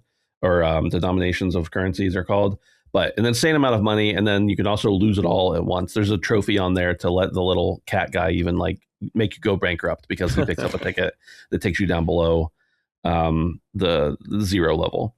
So yeah, it's a wild, weird game that feeds an itch that I don't have in real life, but for whatever reason, this game is kind of very addictive, and it's a bit of a loop. Like I mentioned, the prestige system that it's got, where they call it prestige system. I kind of feel like it's more like a roguelike. They don't really label the game as that, but it is. It does have a roguelike element to it. The automation part of it really appeals to me. The mindless scratching really appeals to me. Like if anybody who's ever listened to me talk about video games for more than 5 minutes hasn't figured out, if I can turn my brain off and do something satisfying, it's going to appeal to me. So that's Scritchy Scratchy. It's a weird game that kind of I played the demo during Next Fest, I think. And then I was like, well, it's an immediate buy for $5 or $7, whatever it was. And the game, I don't know how much it sold, but they have 2,600 very positive reviews on Steam, which is like tens and tens of thousands of copies of this game that have been sold. So yeah, that's pretty sick. Yep.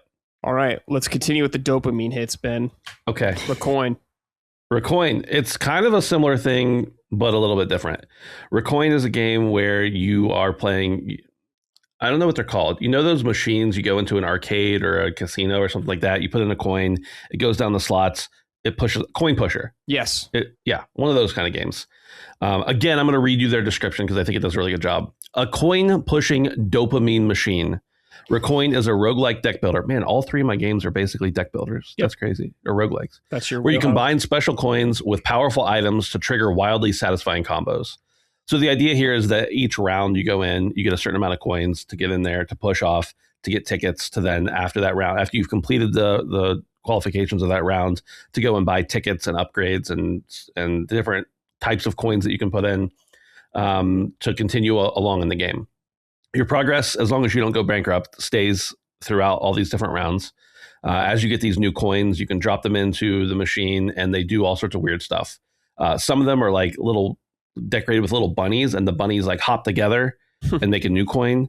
And that, of course, not only pushes them off, but also upsets any coins that you've put in. There's coins that you can put in that cause explosions, ones that trigger bonuses, different ones that are like, there's one coin that you can put in that is like a grass coin, and then another one that you can put in later that will water it and make it grow, make the grass grow. And that, of course, makes more coins. So again, as you progress, your deck gets better, bigger and better. The different coins you can put in gets bigger and better. And you just continue churning out money. I'm still on the first slot machine. I've only played this game for a very little bit of time. Maybe an hour and a half at most. And a lot of it's literally just left click, right click for me. So a lot of this is, when Micah says podcast game, this is a podcast game. This is I want to play something for 20 minutes before I go to bed while I watch 10 minutes of a stream and don't feel like getting into something. This is that game for me. That's what all these games are for me. So yeah, it's got a very simplistic premise so far. I haven't gotten that deep into it, but again, another addicting kind of, turn your brain off, left click, right click, a little bit of strategy mixed in there, but how much strategy really is there in a gambling game, right?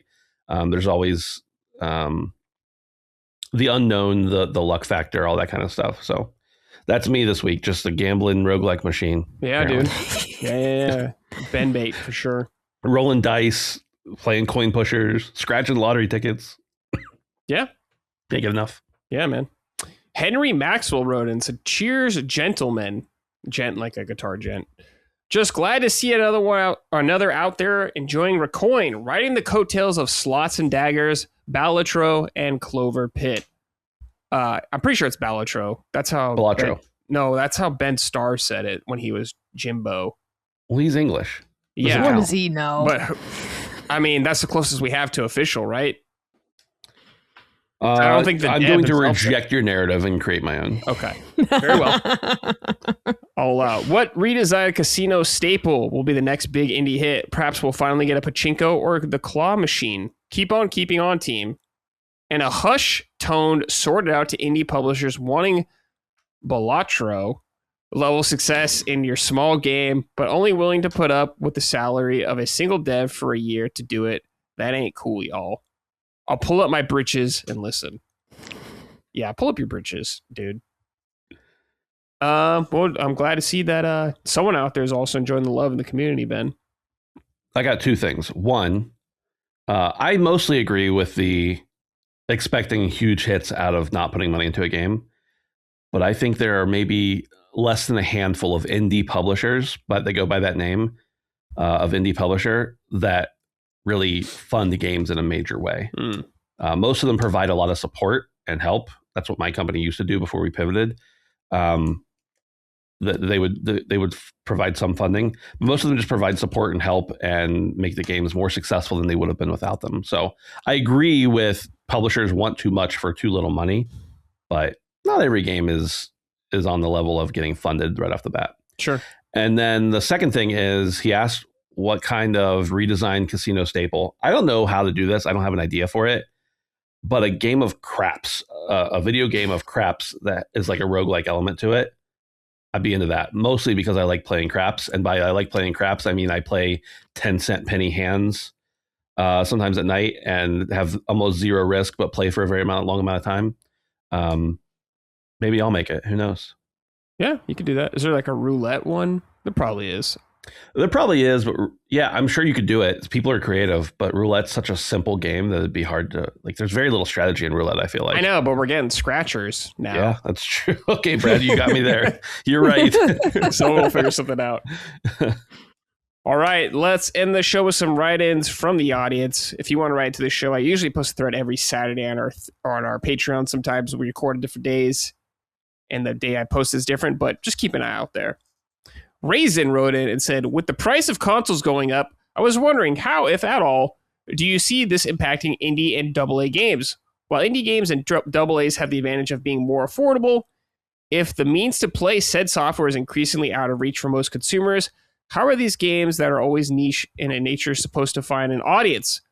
I'll put it to you this way. If consumers are already going to have to spend a minimum of $599 on a PS5, why wouldn't they just buy the most AAA of AAA games only, maximize their dollar per minute, or just stay on PS4 to avoid premium games altogether and just play free-to-play games? I love indies and AAs, but I fear that with the cost of this hobby going up, consumers will be more frugal with their money. They'll be less prone to the experimental purchases. Thus, we continue to get safer, more bloated AAA games. But what about y'all? Am I onto something here? Will consumers soon value quantity over quality in these trying economic times? Cheers. What do you think about this, Ben? I think there's a lot of truth here in that, the economics of the world are going to impact gaming decisions, right? That's a no-brainer. We all kind of understand that at a base level. But I think that when we talk about people who are choosing whether to buy a bunch of premium or buy some premium games or to continue playing free-to-play games, we're forgetting the fact that the average gamer is someone who buys or who plays free-to-play games. They're someone who buys a couple games a year. So like the brand new shiny console that's $800 and you can only play, X game on this new console. There are way fewer of us who care about that than there are people who care about, can I play the new Call of Duty? Can I play the new Madden? I know those are the rote examples, but you get my picture. I think that it will have an impact, but there are always going to be the hardcore. There are always going to be people like the three of us, everybody at LSM, people who listen to this podcast, even who are very in tune with the community, who are very in tune with the newest games coming out, keeping up on gaming news and industry trends, as well as wanting to play the biggest, best thing, graphics horrors, everything, So I think there will always be a market for the more premium consoles. I think that people will want the shiny new thing because it's the shiny new thing and not because it's the most practical thing for their life. I love Nintendo. I've been a Nintendo gamer my whole life. I play everywhere. I've bought a Nintendo Switch too. I don't regret it one bit, but I've not played on it very much. I could have played everything except for Donkey Kong and the new Mario Kart that I have played so far on my original Switch. But has the experience when I've been playing it been a lot better? Absolutely. Has my dollar per hour been worth it? Probably not. But I've had a good time. Like it's what was valuable to me. So I think that there's a point here. Yeah, people are going to maximize their dollars per minute. But I think that when we're considering this, like we're talking about the hardcore, right? Who really care about the next console, the newest games, the games that will only play on this console. And I think there's a place for that. I am in that place. We are in that place. But I don't think that's the average consumer. And I don't think that's the primary target that they're going for all the time. Okay. Micah, any thoughts on this? Yeah, no, I agree with everything Ben said. I'll also add too that like when I was in college and money was a lot tighter, I used to go and it's like, well, let's go see what's on sale. Like you open up your Vita, store and it's like, well, what's like the cheapest games I can get right now? And that's how you would discover some cool indie stuff. Or once upon a time when Xbox had the Xbox, the arcade with like all the really weird games in there, like Try Not to Fart. A classic by Silver Dollar Games, or No Luca No, a game where you got to slap your cat's paw away because it keeps trying to eat your cereal. Okay. Finding weird shit like that to play for very cheap was a staple in college. And I do hope that continues, for people to be like, yeah, maybe I don't want to pony up the money for the newest Resident Evil, but I got $15. Let's go see what I can find. And I hope that continues to be a way for people to find cool indie games, or also just curiosity. Like, speaking of Resident Evil, several recent, big budget games like Resident Evil, Silent Hill F, a lot of horror stuff coming out. Not for me, right? Not into it. So I might go explore and say, well, if I'm not currently into these big budget games that are coming out right now, Marathon, all that stuff, not for me. So yeah, let's go check out the indies. Because Ben, actually, the coin pusher game you mentioned, I saw that on Twitter and I was like, that looks fucking sick. Mostly because I love Brutal Moose videos on YouTube, and he used to go to arcades and rate the coin pushers. And I was like, I've never actually seen a coin pusher machine in person. Yeah. It'd be sick to play a video game of one, even if it's not quite the same. Right. So I do hope that people will continue to explore indies, whether they're not currently interested in some of the like bigger budget games. Like, I mean, how many people are complaining about Sony's first party output this generation and not thrilled with it? It's like, well, go see what the little guys are making. Go play Is This Seat Taken? A fantastic little puzzle game that's also very cheap. And hopefully, instead of saying, well, I'll only buy 3 expensive games a year, maybe they'll say, well, my money could go a lot further if I check out some cool, less talked about stuff. Yeah. All right. Nevitz wrote in and said, to those who have been summoned, I found a new retro game shop around my area and was ecstatic to see they have gaming kiosks from the N64 all the way to the PS4 generation. I enjoyed playing the Dreamcast and the PS2 there while remembering the days of gaming kiosks at Toys R Us. Are there any gaming kiosk stories you'd like to share? Thanks, and remember to press F to pay respects. Gaming kiosks. He brought up Toys R Us. That's where I played most of them, I would say. Back in the day that I remember. Virtual Boy, they're playing there, awful. That was like a very weird moment for me where I played a Nintendo thing. I was like, wow, this sucks. Yeah. That was strange. I remember playing Sega Saturn at a Toys R Us. It was Knight's Journey into Dreams, and I thought it was super cool. But I still haven't really played the Sega Saturn. I missed the whole boat on that generation. Gotta play a lot of those games. Ben, give me some kiosk memories. Yeah, I don't have like a lot of specific memories. I mean, my local game shop, Main Level Games, Evan has a couple old kiosks or older kiosks in there that I don't think are all wired up right now, but it's cool he has them. Maybe that's a future project for him. But I do remember playing gaming kiosks growing up, mostly in either Toys R Us or Walmart. We didn't have a Toys R Us super near us, so mostly Walmart or Target or Kmart. If anybody remembers Kmart. But I don't remember, like, I don't have any special stories. Just I remember playing games that I already had at home while my mom shopped, and I broke my neck staring up 15 feet into the sky to try to look at the big CRT up there. And then being like, why did I do that? Because I have this game at home and I'm already further than that, and then my save, whatever. So I do miss those days to some extent, but I also just can't imagine spending much time as an adult in a store to play a kiosk. Right. Or as a kid. Like now kids have 15 screens within 10 feet of them at all times. Like they don't need to go to the kiosk anymore in the store. Not anymore. Feels like, yeah. Yeah. Times have changed. That's for sure. Yeah. Mike, any gaming kiosk memories for you? No, because it was extremely rare to ever see one. Like I remember as a kid, like my Walmart having a huge section of games, but there was not like a kiosk to play them. Okay. And like same thing as like, yeah, GameStop. It's like GameStop says a postage stamp. There was nothing in there besides the games. There's no place to demo them. Target as an adult had like the Switch like demo kiosk. Yeah. They still do. I didn't want to touch it because it was covered in germs. Yeah. As an adult, I had that thing in my head that said some rotten little cretins have been touching this. They're probably carrying the plague. I know I can't remember what it was. There was something that one time I was like, oh yeah, I want to go to Target and try the demo, but I legitimately I don't remember what it was. And so it didn't stand out as very special. I probably sanitized myself thoroughly after touching it. But no, I really didn't get to encounter that. I'm jealous of people who did, because I would have liked to have gotten to try little stuff like that as a kid, but I didn't see it. Yeah, it was fucking sick when you're a kid. Playing Super Nintendo on there, like, whoa. Pretty gnarly. All right, Matt Willis wrote in this.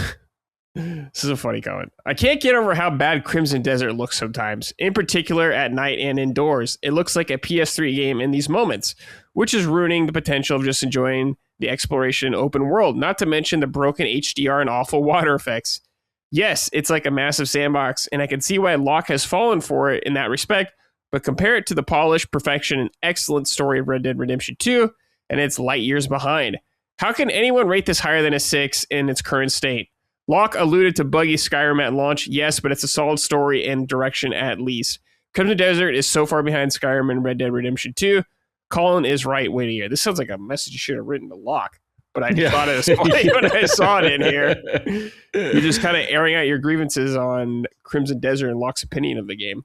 Well, what I'll do, Matt, is I will copy paste this to Lockmort and let him deal with it as he chooses.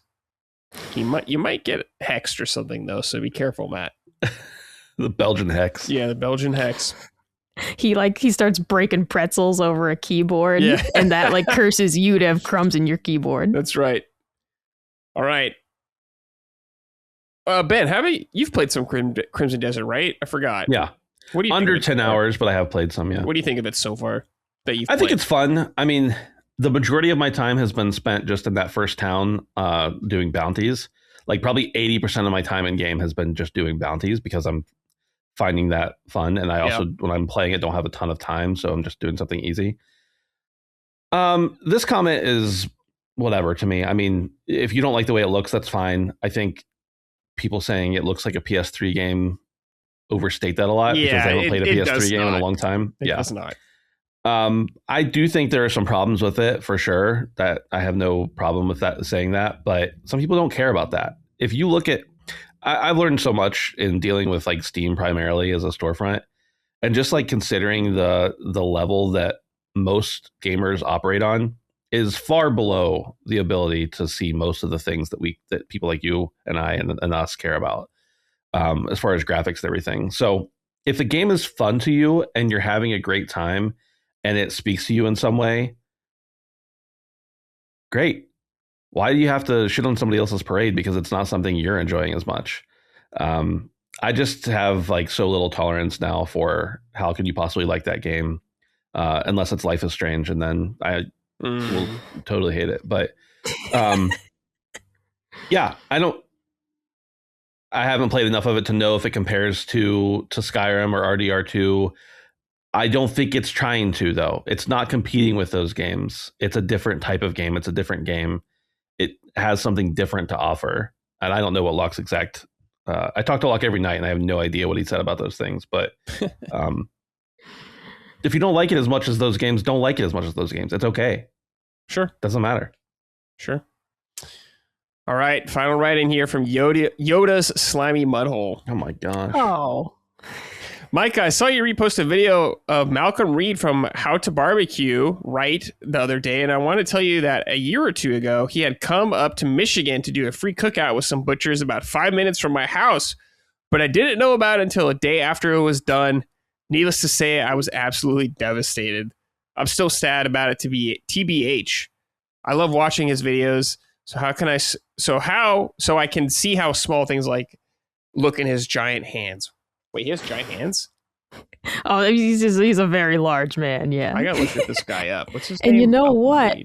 I think if I recall correctly, I think you're talking about when they went to the Mitten barbecue supply up in Michigan. Because that was like a big event they were doing. Whoa. This guy's a big boy. And I really wanted to go. This guy's a big boy. Holy moly. He's a beefy man. Yeah. I love their videos. I love their recipes and content. Their podcast, How to Barbecue Right podcast, every Friday. It's a must listen if you want to improve your grilling and smoking game. Also, Barbecue Radio Network, hosted by Freddie Bell. Now it's a real radio show, and it's fantastic. But I would love to meet this guy. I love their show. Him and his wife are hysterical as well. Like their podcast is like laugh out loud funny week after week talking about food. It's all my favorite things. Cool. Yeah, that's awesome. I'm looking at this. Cool. Yeah, this guy seems cool, dude. This guy seems like he knows how to cook something. An all-American. A big man that barbecues.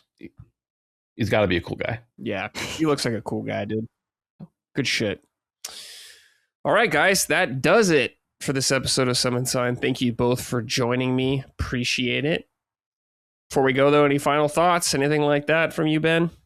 No, nothing really. Appreciate you having me. Mm-hmm.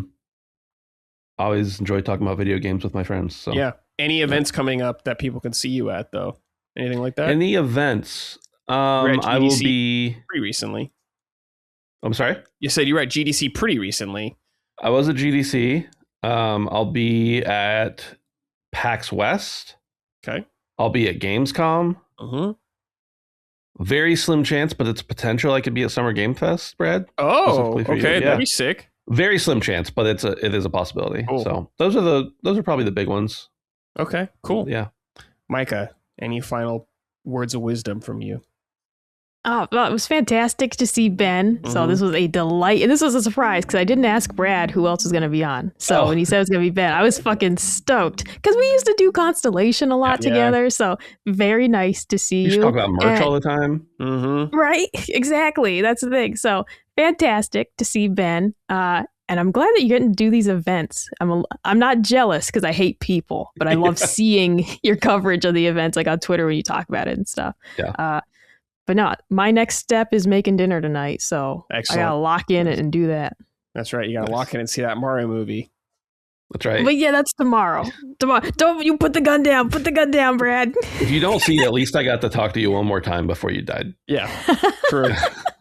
I'm gonna see it. I'm gonna go see it. I gotta wake Colin up. We're gonna go watch the movie. It's gonna be great. Okay. All right, everybody. Thanks for watching and listening. Appreciate it. See you next week, everybody. Goodbye. Summon Sign is a product of Last Stand Media and Colin's Last Stand LLC and is proudly recorded in the USA. The show is written and hosted by me, Brad Ellis. The show is produced by Dustin Furman. All of Last Stand's theme music is by Ramon Narvaez. Summon Sign, along with the rest of Last Stand's media shows, are fan-funded on Patreon at patreon.com/laststandmedia. The following names are at the producer level on Patreon, our highest tier, and we are grateful for your kind contribution and generosity to our independent endeavor. Thank you.